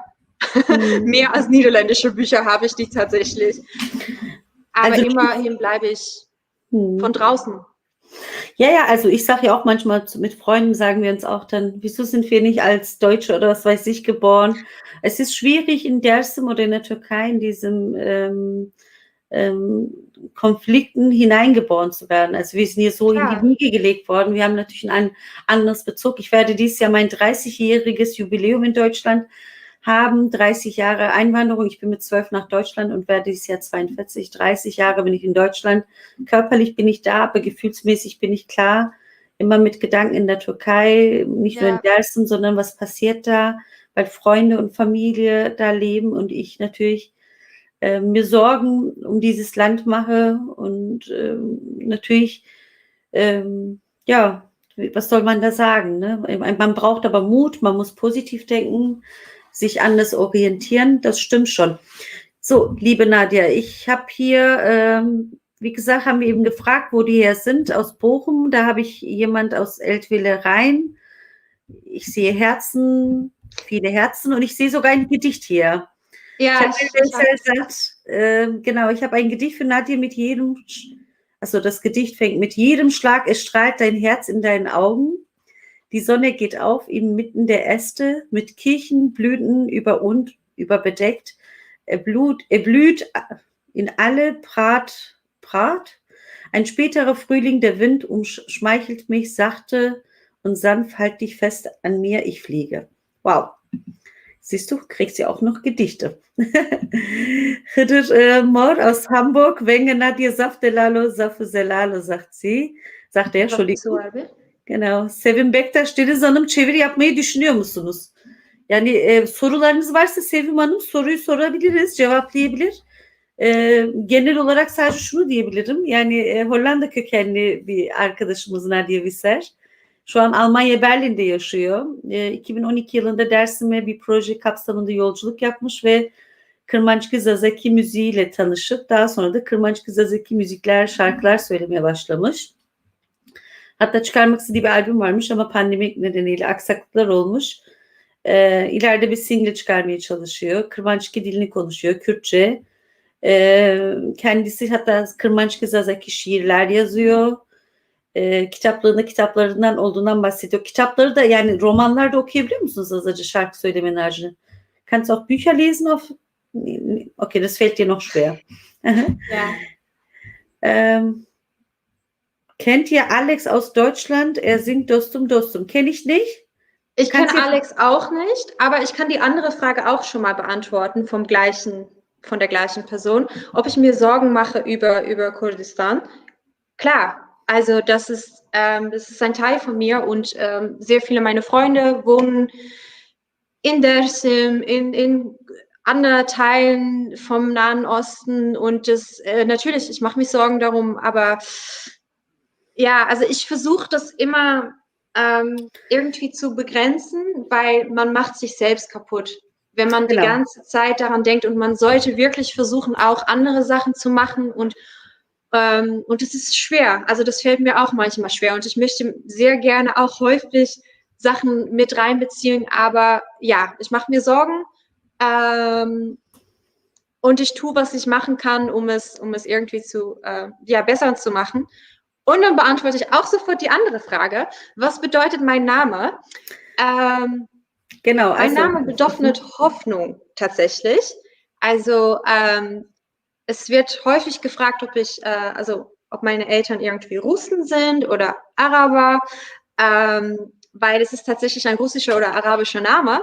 Aber meine Eltern hatten so ein Buch mit Namen und haben gesehen, Nadia bedeutet Hoffnung und haben dann gesagt, Nadia. Und so ist mein Name entstanden. Genau, also entstanden nicht, aber so habe ich ihn bekommen. Also das war auch meine nächste Frage natürlich. Seki Tunç aus Berlin hat gefragt, was es bedeutet, weil in Kırmançki, in Sasaki, also die Kırmançki, Sasaki, das ist die gleiche Sprache, ne? So, es hat nur halt verschiedene Bezeichnungen je nach Region. Und da hat jetzt Seki Tunç gefragt, in Kırmançki heißt Nadia, also getrennt voneinander, die Fundene oder gefunden, oder das haben sie gefunden, wenn ich mich nicht irre. Hat natürlich jetzt nicht damit zu tun, aber eine schöne Brücke. Und ich habe gestern Nadia auch was gefragt, ob sie auch einen Spitznamen bekommen hat von uns, der erste Mann. Das ist eine heiße Frage, ne? Heikles Thema, heikle Frage. Ja, also wir sind sowieso nicht so von den Spitznamen, ne? In den Niederlanden. Also das finde ich in Deutschland auch so krass. Jeder hat einen Spitzname. Also keiner benutzt irgendwie sein richtiger Name. Okay, keine ist übertrieben, aber die meisten. In den Niederlanden, Spitznamen sind überhaupt kein Ding. Und deswegen, ich habe, glaube ich, nicht so wirklich so einen Spitzname. Also es gibt so manchmal Leute, die mir irgendwie schreiben, hey, Gula dersime, Cena dersime. Aber also so ein fester Spitzname, den mir alle Leute sagen, habe ich nicht. Und Sie können mich einfach Nadia Fisser nennen. Sehr gerne. Ja, ich glaube, ich habe dich gestern gefragt, ob du einen Kırmançki-Name bekommen hast. Der Spitzname war nicht meine Frage, aber einen Namen bekommen hast. Und da hast du auch gesagt, nee, ich heiße Nadia und möchte so genannt werden. Genau. Auch völlig okay. Also ich habe ganz viele Spitznamen in der Türkei oder in Dersim ist es doch sehr üblich, dass man viele Spitznamen oder Namen hat. Genau, also damit haben wir, glaube ich, Seki Tunç die Frage beantwortet. Nutzer, danke Nadia. Die Frage geht auch an dich als Dersimer. Ich mache mir natürlich Sorgen um nicht nur um einen bestimmten geografischen Ort, sondern um die ganze Welt.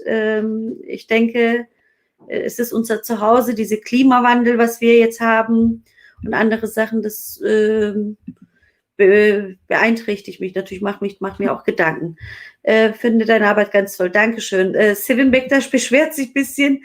Sehr schön, aber ihr habt euch ständig unterhalten und wir haben nichts verstanden, aber wir gratulieren ihr. Also ich hatte ja schon angekündigt gehabt, dass wir vielleicht doch ein bisschen Türkisch machen, aber dass wir mehrheitlich auf Deutsch das machen. Und jetzt, ich glaube, 2 Stunden, wir könnten stundenlang noch mit dir reden. Und das machen wir auch mal. Fall. Ja, wenn Maviş Güneşer ist jetzt in Dersim, wenn sie mal zurück ist, wollte ich sie auch mal besuchen demnächst. Dann komme ich auch. Ich hatte so dich noch in Köln gehabt, hat, glaube ich, irgendwie verpasst. Berlin. Daran ist bestimmt Facebook-Algorithma dran, schuld. Dann besuche ich dich mal oder du kommst mal nach Hamburg, wenn ein bisschen hoffentlich die Pandemie irgendwann vorbei ist. Ich hoffe nicht in 10 Jahren. Dass wir uns nochmal begegnen und ich glaube, wir haben auch ganz viele Gemeinsamkeiten und es hat mir total viel Spaß gemacht.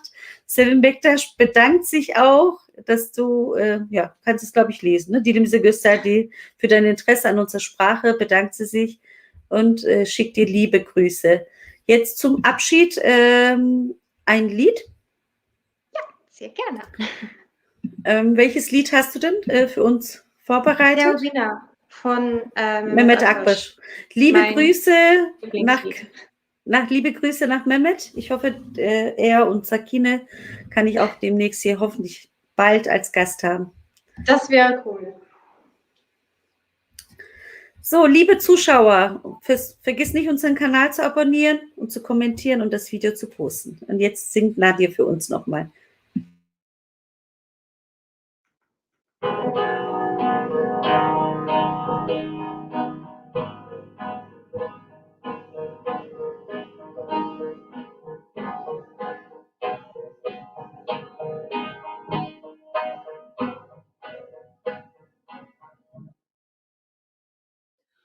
Derdime derdo grano, orani hetani euro. No derdime derdo grano, orani hetani euro. No derdime derdo grano, nevindero nekishono. No derdime derdo grano, nevindero nekishono. Nemendo, zerem shikaya, derdom remeno melemezo.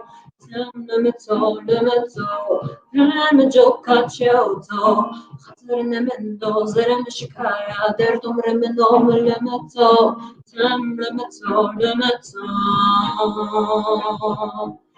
Remejo Cacioto, Nepeyesta, Tiriesa, Teokrati Vostara, Neangina, Nepeyesta, Tiriesa, Teokrati Vostara, Neangina,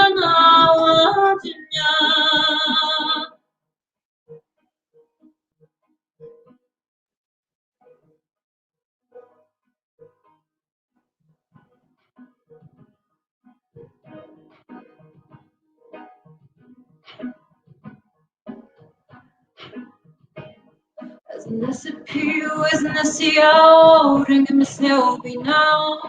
Nesipio is Nesio, ring him be now. Neshimara neinandra, es vijdan de chorao. Neshimara neinandra, es vijdan de chorao. Nemendo, zerem shikaya, der umrem nom lemezo. Lemezzo, Lemejo Cacioto, Nemendo, Zerem Shikaya, Der Remeno, Lemezzo,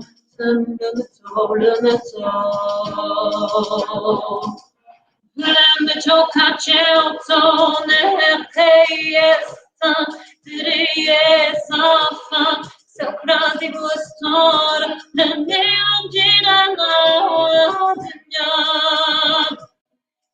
Nepeyesta, Triesa, Socrati Bustor, Neangina,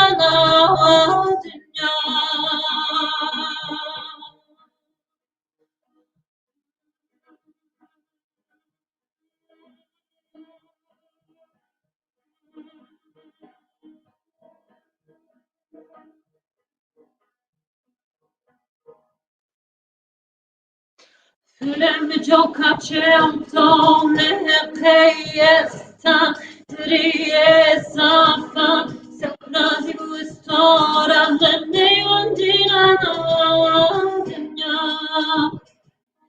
Nepeyesta, Triesa, Socrati Bustora, Neangina,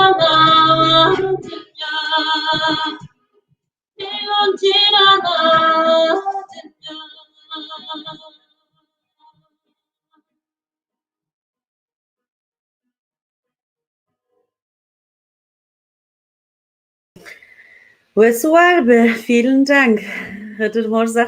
Nadia. Grüße aus Köln.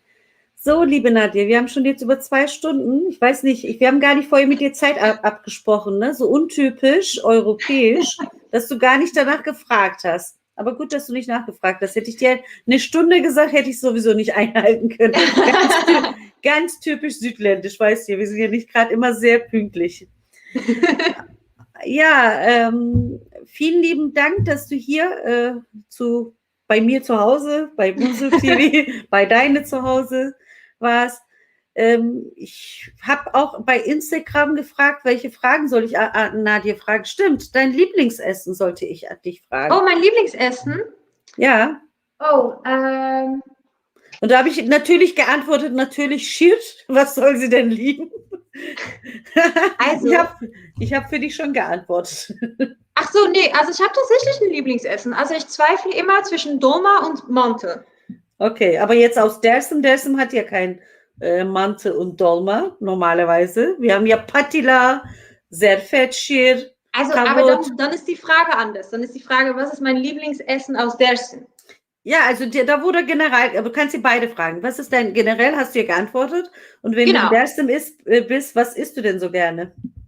Oh, ich habe vergessen, wie es heißt. Also es ist auf jeden Fall mit ganz viel Butter. Und es ist mega lecker. Also diese gerollte Brot, ja, genau, reingeschnitten. Shirasash. Ja, das. Also das ist ja so Yufka. Yufka wird ja gerollt und klein geschnitten. Das. Und dann wird ja aus Brot gemacht. Das ist ja Zerfetschir, Babuko, sagt man ja auch. Und dann, ja, das mag ich, also eigentlich alles. Aber, also Knoblauch magst du, okay. Knoblauch ist, ja, Knoblauch ist spitze. Knoblauch geht immer. Kochst du denn auch mittlerweile auch ein bisschen türkisch?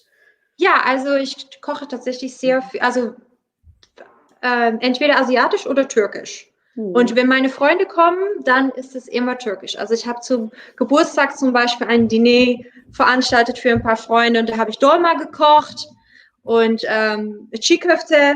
Oh. Letztens habe ich selber Mante gemacht. Wow. Nee, eigentlich habe ich Hingel gemacht, weil ich esse kein Fleisch mehr. Deswegen habe ich Mante. Aber das ist, ich weiß nicht, ob es das in der Türkei auch gibt, so mit Kartoffeln. Ich glaube, das ist eher aus Georgien. Doch, das ist aus Erzurum. In Erzurum wird das ja auch gemacht. Das ist ja auch ein bisschen so Grenze, so russische, balkanische. Und das habe ich letztens gemacht. Ich koche sehr gerne.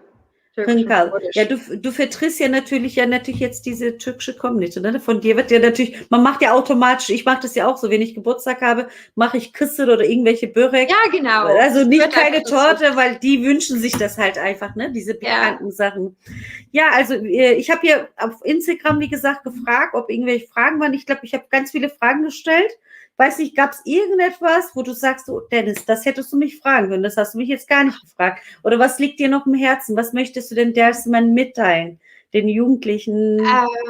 Ja, also ich glaube, ich habe eigentlich alles schon gesagt, tatsächlich. Also ich habe schon darüber gesprochen, dass man halt die Sprache lernen kann, wenn man will, dass man nicht zu streng sein sollte für sich und einfach anfangen und einfach probieren. Und also das Letzte, was ich sagen möchte, ist, herzlichen Dank für das Zuschauen. Es hat mich sehr gefreut, dass Leute mitgemacht haben, auch in den Kommentaren Fragen gestellt haben, Herzchen geschickt haben und bin sehr dankbar dafür, hier zu Gast zu sein. Und danke alle, dass ihr jetzt zugeschaut haben. Es hat mich sehr gefreut. Denise, auch danke an dich ganz herzlich. Vielen Dank nochmal. Und ich hätte gesagt, damit verabschiede ich mich. Genau. Also ich danke dir nochmal, dass du Zeit genommen hast. Du musst morgen wieder arbeiten, also schnell ins Hoppchen, ins Bettchen. Genau, ich möchte ganz kurz nochmal ankündigen, am Samstag gibt es eine Sendung zum Thema Suizid, zum Selbstmord, was wie psychologische und biologische und soziologische Faktoren das da gibt. Da wollen wir dann mit dem Psychologen Tülin Schein sprechen. Tülin Schein lebt momentan in Dersim. Sie ist mit 6 nach Frankreich ausgewandert und von Frankreich wieder zurück nach Dersim. Jetzt ist sie genau an dem Brennpunkt und hilft den Menschen. Und Tülin war schon hier zu Gast. Wenn ihr denn bei uns im YouTube-Kanal nachschaut, könnt ihr das sehen. Und wir werden am Samstag nochmal über die Folgen und Gründe und Ursachen sprechen. Und da würden wir uns sehr, sehr, sehr freuen. Nutzer fragt, wieso kannst du so gut Deutsch? Meinst du mich oder meinst du Nadia? Ich weiß nicht, Nutzer. Wir wohnen in Deutschland. Genau. Das ist die Antwort. Sie ist Berlinerin, ich bin eine Hamburgerin. Deswegen können wir gut Deutsch sprechen. Also cumartesi için bir duyuru yapmak istiyorum. Cumartesi günü sevgili psikolog Tülin Şahin Dersim'de yaşıyor. Kısa bir süre önce de Muzur TV'ye konuk almışım kendisini. YouTube kanalımıza bakarsanız görebilirsiniz. 6 yaşında Dersim'den Fransa'ya, Fransa'dan geri göç etmiş.